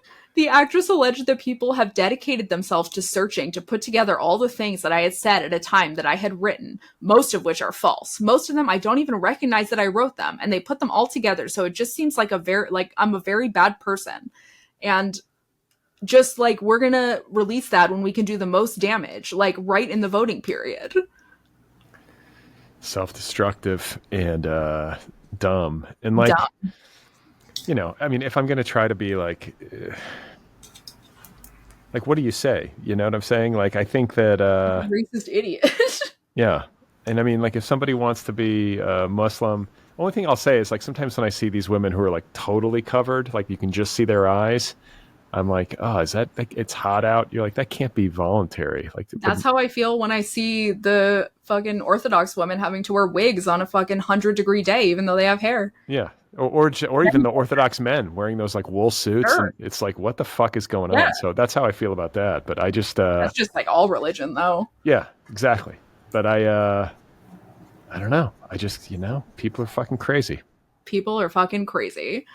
I mean, this woman is really it would be so fucking funny if she won Oscar for Best Actress after all of this, like, and had to just use the speech to be like, "I'm so sorry, everybody." Well, and Selena will be there, right? She'll be there, so they'll flash to her, and she'll have to like, what will she be doing? I mean, I think they're both nominated. I think they'll both have to be there on the red carpet together, like, and they'll be sitting next to each other. I hope they fight. Maybe Selena will slap. What's her name? Carla Sophia. Yeah. It'll be like the Will Smith. By the way, I was thinking, because we forgot to mention Will Smith appeared at the Grammys and gave like a long speech kind of eulogizing Quincy Jones, who was a mentor. Yeah, he like introduced all these different artists eulogizing Quincy Jones. But he also like was making his return sort of to like celebrity life at the Grammys, which, you know, I think that's okay. He didn't kill anybody. He's not like I don't think Will Smith is a mean person. I think he's he might be a mean person, but he's not a monster. Nah, he totally has some serious like issues that.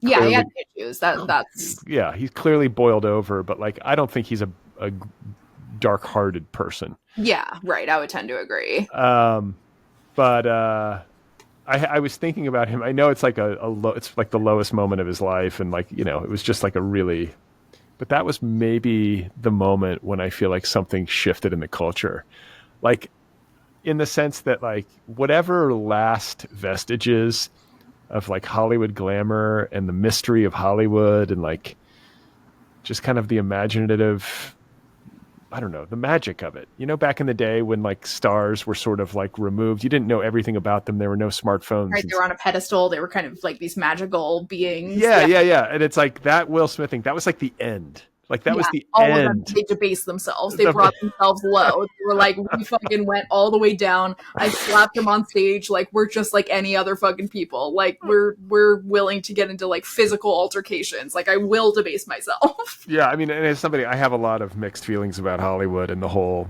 scene. And so there was, I mean, if I'm being honest, like, there's some cynical part of me when that happened that was like, holy shit. Like, I was in shock, but I was kind of laughing, but I was like, this is just fucking bonkers. I mean, dude, I watch Real Housewives. That's why I watch Real Housewives. It's for literally, every episode is just that over and over and over again, where you're just like, holy shit, these rich people are really debasing themselves. Like, damn. Well, that was the thing. It was like, for me, there was something validating about it because I was like, oh my God, it finally happened. Like the mask is fully off. You know what I'm saying? Like the mask fully dropped and like, yeah. But yeah, so Will Smith is, you know, trying to make a comeback, and you know, he hasn't done anything to like further damage his reputation since then. He's been kind of on his best behavior, so everybody deserves a second chance. What's crazy, I mean, he was the biggest movie star in the world for a long time. So that's fucking crazy to think about. Crazy, because he's been kind of like off the radar as far as I know. Yeah, I guess he's just kind of like an older dad now. He's like kind of not really. Well, and Jada like totally humiliated him. Like that was the other thing. Is that like he did this thing where he slaps Chris Rock, and everyone's like, "What the fuck, dude? Like you just went crazy." And then his wife goes on this. What was that show called that she was doing? The red table or something like that. Yeah, like, something like that. And she just like. What did she say? Like, I was cheating on you with like a rapper who was like half my age, and no, she was like, I was like cheating on you with a rapper who was like fucking like 26 or something like that. It was just, like telling him this like on camera, and he was like, oh damn, all right, that sucks or whatever. Like just like so fucking funny. Just like she might as well have been like, yeah, I had a bigger dick than you, and I like liked the sex better, and like he was hotter, and like I might be pregnant with his child. I don't know. Like, why don't you eat this plate of shit off the ground now? Like, I mean, yeah. So I feel like the thing is that to be at the heights that he was at, and then to fall as low as he has fallen, that's the makings of like a truly elite celebrity memoir. If he ever could write one. Like if he was willing to go in on himself enough, like it could really. That's what I mean. What he needs to do. Here's Will, and I'm sure he's listening. What I think Will should do, I'm just speaking off the cuff here, but what Will should do, especially as he comes up on 10 years and he is going to be readmitted to the Academy or whatever, because they banned him for 10 years. They banned him for 10 years. Oh, yeah, after like you can't come to the Oscars for 10 years. You got to cool off and go sit in the quiet corner. But what he should do is he should hire the ghostwriter who wrote Prince Harry's memoir. That's really true. And Andre Agassi's memoir. His name's J.R. Moringer or something like that. He's really good at that. And he's actually, the reason he's good at it is he's able to like excavate these famous people and get them to be much more forthcoming than they normally would be. Right, because if they're writing those books, it's never going to be as good. Ever. They're going to make themselves look good. But they also, like, I think, like, you know, these people, like, to Prince Harry's credit and to Andre Agassi's credit, like, you work with somebody like that and you give them some license and you have trust in the process, and you have the humility to admit that, like, maybe this guy knows more about books than I do and making books than I do. Like, you divulge and you excavate and you go inward, and sure enough, like, people like your memoir and it sells a ton of copies. So if Will Smith was smart, he would just go all in and just excavate and just lay it down and then come back and start acting. I bet he'd probably be a better actor after he did that. Yeah, I bet he would. I bet he could have, like, it could be the Will Smith-a-thon if he did that. But God. I wonder if, like, it'll probably be like Jada writing his memoir and just being like, yeah, like he fucking didn't know how to fuck, and he just like, you know, was like always just kind of been an idiot, and like, I don't know, like fucking Jaden isn't his real kid. All right, bye. Yeah, he needs to, like, that relationship is so toxic. It's just like, just let it go, people. Like, and just leave the guy alone. Like, you've brought him low. Like, you've humiliated him. Let it go. Yeah, you did it. It's like, okay, right. You got, like, I get it. You wanted revenge. I felt that way too. You got the revenge. You're good. Yeah. You now. It's like, what do you say? Like, call it, like, stay uncle. Like, just stop. It's right. He's already dead. Stop hating. Yeah, exactly. Like, Jade is just like got like a baseball bat. She's just like beating on this guy's dead. Please. Yes, put down the weapon, for God's sakes. You savage. But all right, Mira, what else we got? Let's see. I think we have, what do we have? We have two more quick ones. So this one I hadn't even heard of. Kevin Costner and J-Lo are dating? So apparently they were photographed in Aspen, and they were like talking, because that's where celebrities go in the winter, you know, for their holidays or whatever. And they're both single. I mean, Kevin Costner and J-Lo are like freshly divorced, but like, I don't see the match like even a little bit. Like, I don't see the synergy here. I feel like this is probably like baseless speculation, and if it's true, it feels desperate and not long for this world, would be my take. Yeah, it kind of feels like two people's publicists having some kind of synergy in the moment of their clients' lives, where like J-Lo just got a divorce and is maybe like looking for some more tabloid headlines, and Kevin Costner is like becoming irrelevant and like, you know, maybe wants to like have some more relevancy by convincing people that he might be dating Jennifer Lopez, and they're like, let's just say a little something to Page Six or whatever, and like, you know, get some news stories. Yeah, that's wild. The fact that happens, like where these celebrities just sort of like stage these fake relationships just to get publicity, and I mean, that really does happen. I mean, you know, like when you hear like a source familiar with the matter, like it makes you think, how often is that just their publicist? Probably pretty often. But what if they really are getting together? Or maybe they really, I mean, I don't know. Sometimes with celebrities, it's like you really just don't know who either of them are. And so they get together and it seems really weird, but then actually it makes sense if you were to know them personally. Like I think about like Adele and the guy who owned the Lakers. Well, no, it's Rich Paul, I think, right? Isn't Rich it? Paul, yeah, he's an agent. He like owns. He's like the proprietor of Clutch Sports, and he's LeBron's right hand.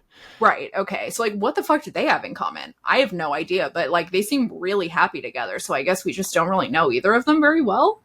Yeah, I mean, look, you never know. There's all's fair in love and war, right? And so maybe, but like Kevin Costner, maybe it's like a bodyguard thing. Like J-Lo's his new Whitney.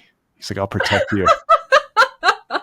That's got to be it. Otherwise, I don't know what the explanation is. Frank Farmer. I mean, I can't tell you how many times I saw that movie. My sisters, like, we just watched that movie. That's my generation. I've like maybe seen it once when I was like very young. Like, there's this moment at the end of the Bodyguard where Whitney's getting on a private jet, and like it's kind of been settled that they're not going to be able to like get married. Like their lives are just too different. Like a Casablanca situation. Kind of, yeah. And so she's getting on her jet, and the Dolly Parton song of "I Will Always Love You" is starting to play. Yeah. But it's just the beginning. It's like the soft part of the beginning. Whitney's version, right? And like the jet is starting to like slow roll down the runway, and then like the guy at like who's standing guard near the jet or whatever, Whitney's like boarding the jet, and then like there's the new bodyguard who's like standing there at attention, like while she gets on, and he looks at Frank Farmer, who's Kevin Costner, and they sort of know each other because like I guess bodyguards all know each other. Sure, naturally. And they like lock eyes, and the new bodyguard like gives Kevin Costner like a point, and then Kevin Costner does this. He's like, like just a solemn like. He just gives him this point, and I mean, my friends and I in high school, we thought that was like the funniest thing. We would like do it, you know. Search it up, as my son would say. Search it up and check it out. The Kevin Costner point. Here's what I think about Kevin Costner, because he is very much an actor that I grew up watching, and he was a big deal. You know, he's like a big leading man. There's something like I find earnestness generally is very not appealing to me, but like it's hard not to. You can't be a little bit touched by somebody who's like just trying their fucking best. You know what I'm saying? Like he's like so earnest in his like belief in like America and the movies and the baseball and the westerns. You're just like, but he's also like, did you ever see the speech he gave? He gave a speech about the movies at the Oscars, and then who won? It was like some Merchant Ivory director, some British lady came up and she was like, my goodness, Kevin, you're very serious. And like everyone in the crowd started laughing, you know, like basically she basically like called him out for being like way too way too like self-serious, or way too just like Kevin Costner about it. Yeah, he's just very Kevin Costner. So like the J-Lo thing, the only thing I can say about the match is that J-Lo is clearly like addicted to like she's never been single for more than like a few months. Yeah. I feel like she's always got a man. Always. No, she's like she's like addicted to relationships. She's like overlapping with that shit. Yeah, she's like, never just like never floating free. So maybe she's like, yeah, Kevin Costner can be my bodyguard for a while. Maybe. Yeah, I mean, maybe she's just like, yeah, why not? Kevin Costner, here he is. Try it out. I like The Bodyguard. Fuck it. See how it works. I watched a little bit of what was the movie that he self-financed this big Western that was going to be like 3 parts, and it was like hugely ambitious, and like I got to give him credit. He spent like $40 million of his own money on this thing, and then it bombed. Jesus, was it terrible? It's called Horizon, I think is what it was called. Right. It's called Horizon, an American saga. Yes. And the first one got made, but basically on mostly his dime and like all this risk, and then it totally bombed at the box office. And so I don't think any subsequent parts are going to be made. But I was watching it because it was on TV, and it's like set in like whatever the 19th century or the 18th century, and it's in the Old West and beautiful settings. You know what a Western looks like. Yeah. But like everybody is like a little bit too clean and like way too hot. Like it's like, dude, I know you're trying to cast a movie and get people into the theater or whatever, but like this is absurd. Like you gotta mess them up a little bit. These people have like no dentist or like doctor, like they're living in like the filthy West. Like they've got to be like at least like Western beautiful, not like regular makeup perfect clean beautiful. Yeah, no, it's like Sienna Miller is like just looking. I mean, she kind of pulls it off better than some of the others, but this other girl's just like. She looks like she should be in like a music video, like it's like contoured face, lip liner. Yeah, she should be like dancing on the hood of a sports car, and like instead she's like in a horse and buggy. It's like, what are we doing here? Yeah, I guess maybe Kevin Costner was not like was maybe a little problematically not concerned with like realistic, timely. But you think that he would be? Maybe he got pressured, or maybe he's like, look, I got to make this beautiful if we're going to get people to watch it. But like you could be beautiful and accurate. I mean, yeah, but I think like you can be accurate. You should just be accurate. Like people weren't beautiful by today's beauty standards, generally speaking. And like it's like the movie doesn't have to be like beautiful in that like literal sense. Like you can make it accurate and it can be interesting to look at. It doesn't have to be like just gorgeous people nonstop. Yeah, and clean, and don't make them too dirty. That's ugly. I think it's really true that maybe a movie director's like central responsibility and like the thing that determines whether a movie sinks or swims, and what consistently great directors are just masters of is casting. Yeah, like if you don't cast your movie right, I don't care how good you are or how good the script is. It's not going to work. Yeah, 1,000%. And if you do get the casting right, it can make up for a lot of other deficiencies. Where David Lynch was so incredible. It's like he would just see someone on the street and be like, I know exactly, you're the one. Like his casting was just like top of mind always. He knew exactly what he wanted, and like it made it so that even roles that didn't have any lines are still iconic. You have like Bob in Twin Peaks, who was like literally a costume assistant, and he was like, no, you. And now, like, it's just so iconic. Yeah.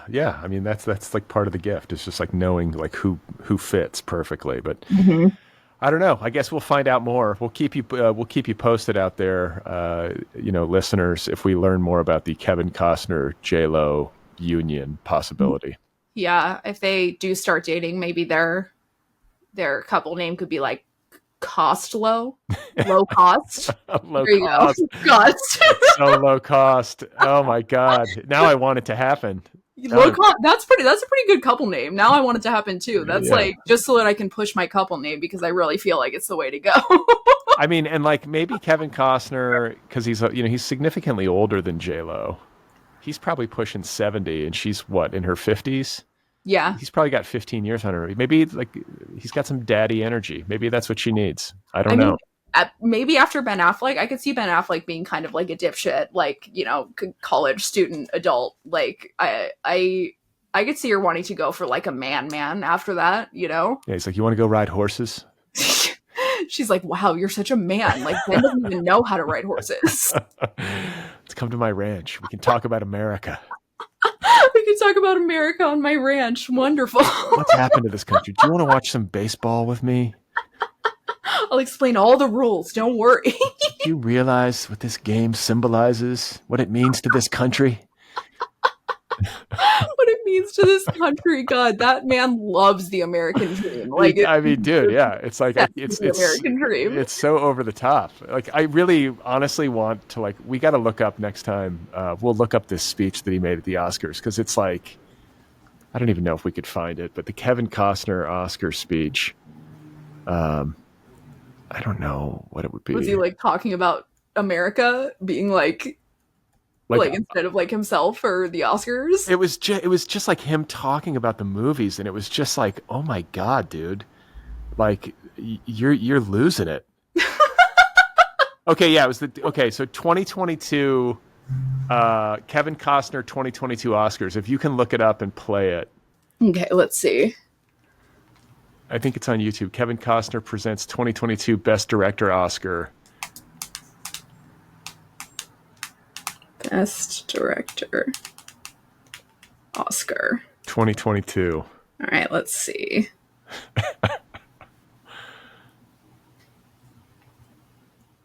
Oh yeah, wait, here we go. Good evening.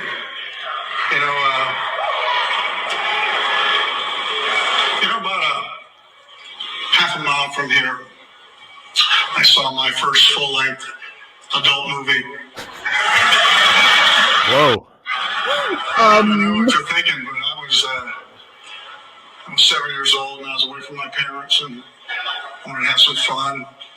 It was a cowboy movie called How the West Was Won. And what I witnessed that afternoon in the Cinerama Dome was perfect. The curtain, and we still had them, open to a film almost 4 hours long. He's like Joe Bidening it. He's like going on with the stories, like the first movie I ever saw, and back in my day, we would have to hike 20 miles to the Cinerama Dome. And the curtain opened up on a Western tableau. Still there this day. Showed me an America that we cannot forget. America we can never forget. Beautiful. This is a great land. And I said, this is movies. Oh my God. Yeah, it's worth watching in its entirety if you're out there and if you want to really get the feels, if you want to know what moves Kevin Costner at the depths of his creative soul. Or if you want to be like reminded of like your annoying grandpa on Thanksgiving.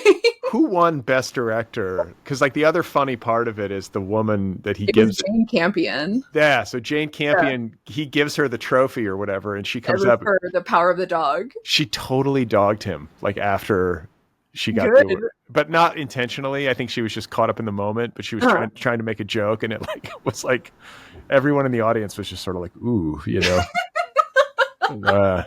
She's never going to work in Hollywood again now. Yeah. So I don't know.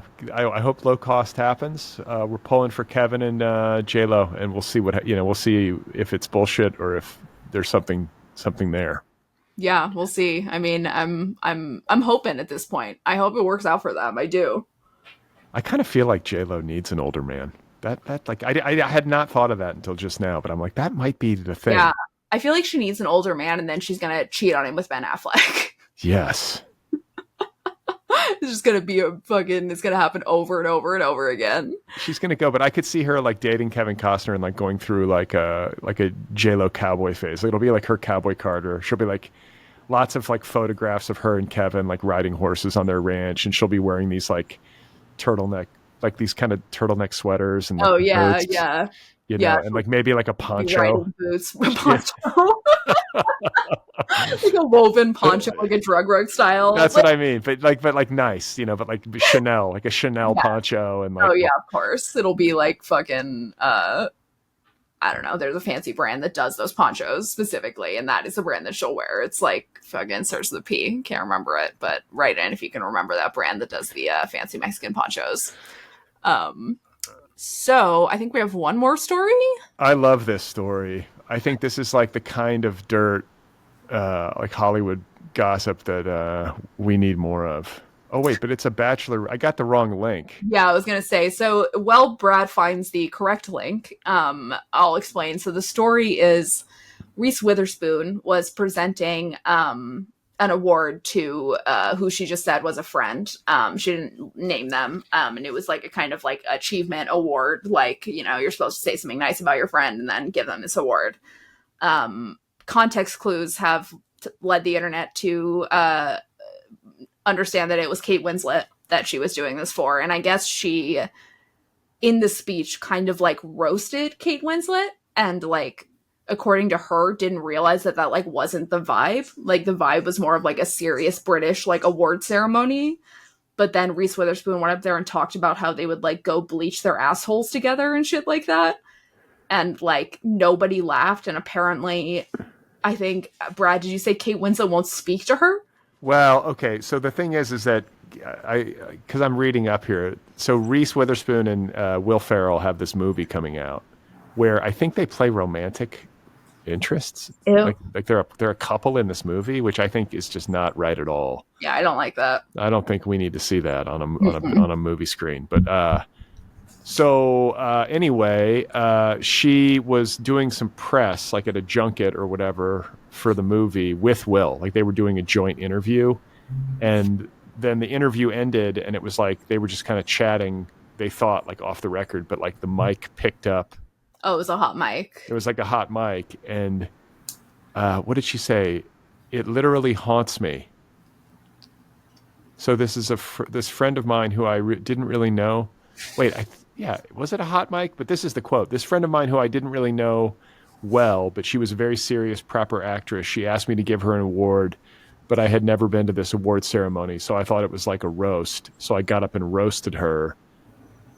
I was like, remember the time we got laser hair removal? And then she said, I'm still embarrassed about it. And that the friend, like she said, we're not friends anymore. I'm not even kidding. I think she doesn't like me anymore. I thought it was so funny. And it was just, I had the wrong audience. It was pretty bad. She doesn't talk to me anymore. Oh, well. So, like, do we think that she was doing it on purpose? Like, well, but the update that I'm reading now, it says, like in Us Weekly, it says Reese Witherspoon addresses rumored feud with Kate Winslet.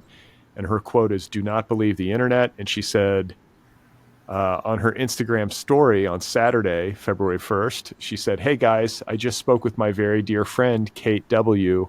We laughed about this stupidity. Please do not believe the internet. We are good friends and have never had any falling out." My publicist has CC'd both of us on an email in which we each have our own statement, and we have copy and pasted them into Instagram. Thank you very much. So, okay, but in Reese's defense, couple things. Like maybe this was, I mean, I think this probably happened. I mean, she said it, right? So this doesn't sound like Kate Winslet. Kate Winslet seems like a good time and like. She seems like she has a sense of humor. I feel like 100%. I would bet that among big time movie stars, Kate Winslet is probably one of the better hangs out there and best senses of humor of anybody. Like in interviews I've seen, she always seems like very chill and funny and like somebody who, if you went to some black tie affair in like posh like London society and started making jokes about like asshole bleaching, that's the kind of thing that I think Kate Winslet would like. Yeah, she would like tell it as a funny story later on. Yeah. Unless it was like intentional sabotage and right. Reese was like trying to shit all over her.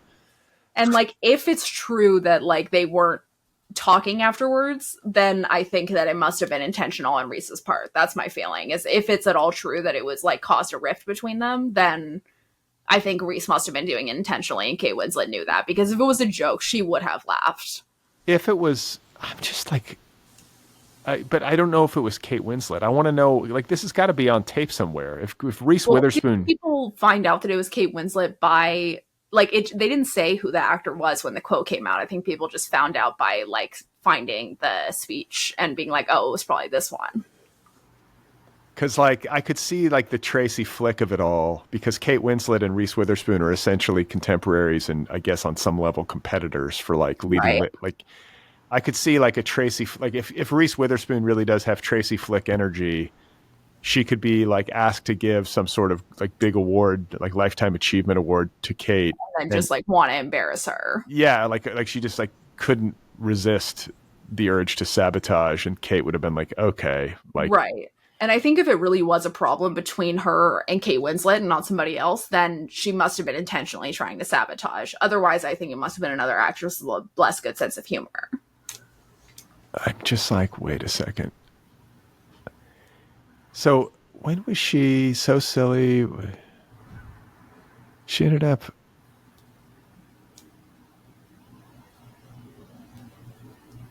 I don't know, but I just want to know who it was. If it's not Kate Winslet, who was it? And then the other thing that it makes me think of is that if she was doing press with Will Ferrell, and when this came up or when this got heard or whatever, like, you know, Will Ferrell and what's the guy who directed like The Big Short and Adam McKay. Yeah, like they don't speak anymore. Yeah, like, they had a falling out. Yeah, I guess people have falling outs, but I'm just like that might have been political. I think it was over a part. I mean, I think it's probably a bunch of things, but oh yeah, it was like Will Ferrell wanted to play Jerry Buss in that Lakers miniseries, and he didn't get it, and he and Adam had been best friends, and it was just and like my collaborators. Right, and he felt betrayed, I think, is basically the deal. But that's sad. My feelings about Adam McKay are that he never should have stopped making comedies, and he should only make comedies. Step Brothers is one of the best movies ever, and like... Well, whatchamacallit? Didn't he make Ron Burgundy with Will Ferrell, that fucking movie? Adam McKay? Anchorman. I think it was. Or maybe it was Judd Apatow. That fucking Anchorman is so funny. It is so fucking funny. Not as funny as Step Brothers, though. Oh, really? I got to see it. Oh my God. Step Brothers is like, you got to see it. It's so fucking funny. It's so good. So I guess, yeah, I kind of think that this is a bullshit story. Not because I don't think Reese is capable of Tracy flicking. I kind of think she probably has some of that in her. But even, I don't know, she seems like she's probably fine. She seems like she's got a sense of humor.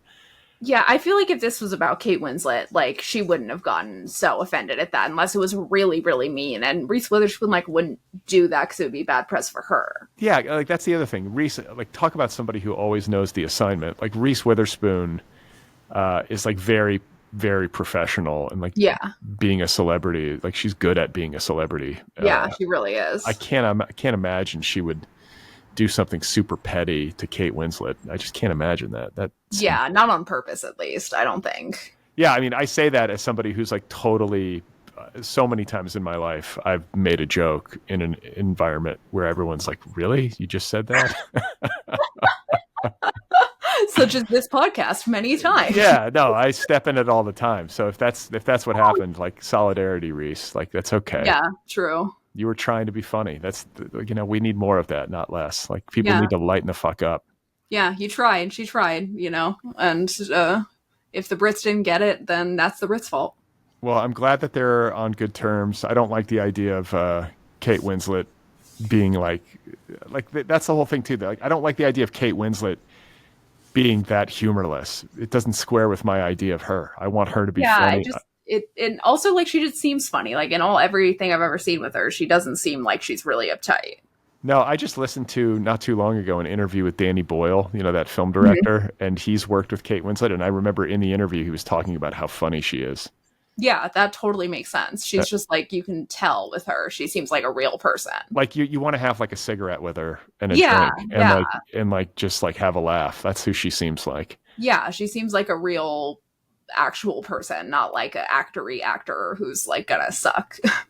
No, she's good. She's a really good actor. Like, Yes. you know what the thing that I loved her in was that Mayor of Easttown. Did you watch that shit? That was No, so, should I? oh my God. It's so good. Really? Yeah, she won. I want to say she won the Emmy for Best Actress for it, but like it's wow. it's like a true crime murder mystery set in like rural Pennsylvania, and like Kate Winslet nails that part and that accent. Like she does this Pennsylvania accent that's like so fucking great. I love it. Oh damn, I need to watch that. You would I like it. You would like it. It's like a dead girl murder mystery, and Kate Winslet is like I think she's a detective, or it's awesome. I mean, I'll like watch Kate Winslet anything almost. I just love her. Yeah, I can't believe you missed that. Mayor of Easttown. Yeah. I'm gonna watch that. Yeah, they might be coming back. I mean, they should, if they can figure out a storyline, come back, because that character was so, like, I almost want to say that might be the greatest performance of her career. Whoa, that's that's how good it was. She was just like so, like, I don't know, it was just so impressive to me how fully into the Pennsylvania culture she got. Damn. She's fucking good. She's like never fucked up a role ever. I've never seen her in something and been like, she wasn't great in that. Like she's always great, even if the movie isn't. Yeah, that's right. She's good in everything. So yeah. All right. Well, we're wishing Kate Winslet and Reese Witherspoon a long, happy life together. I hope they're just like FaceTiming and like drinking like some Sancerre on like a beautiful, having sleepovers, doing each other's makeup, just braiding each other's hair, and just like beating on each other with their Oscars. Yeah, exactly. Just fucking fighting to the death with their Oscars, bludgeoning each other in the head. And just Reese just goes into Kate's kitchen and just starts licking all the forks, and just putting them back in the drawer. Licking all the forks. Just leaves a floater in the bathroom. See you later, Kate. Congrats on the new movie. All right, I'm gonna go talk about us getting laser hair removal. See ya. So anyway, Mira, it's always great to talk. When are the Grammys going to start giving out Grammys to podcasters? I feel like we should have been up for Best New Podcast. That's so true. What a load of shit. I mean, yeah, we were really snubbed, and I will be writing into the Grammy Voters Academy. I don't know what it's called. I will be writing into them, and I encourage our listeners to do the same. And just know that when Mira and I do get nominated, we will wear fabulous outfits.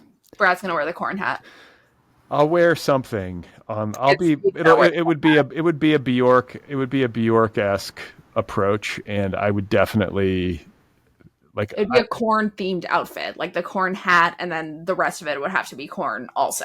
And lots of definitely either gummies or psychedelics. I think you have to do that if you go to the award show. True. Yeah, we will drop acid before the award show.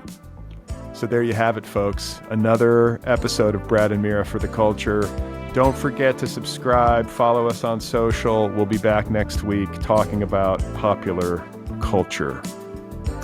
Bye-bye.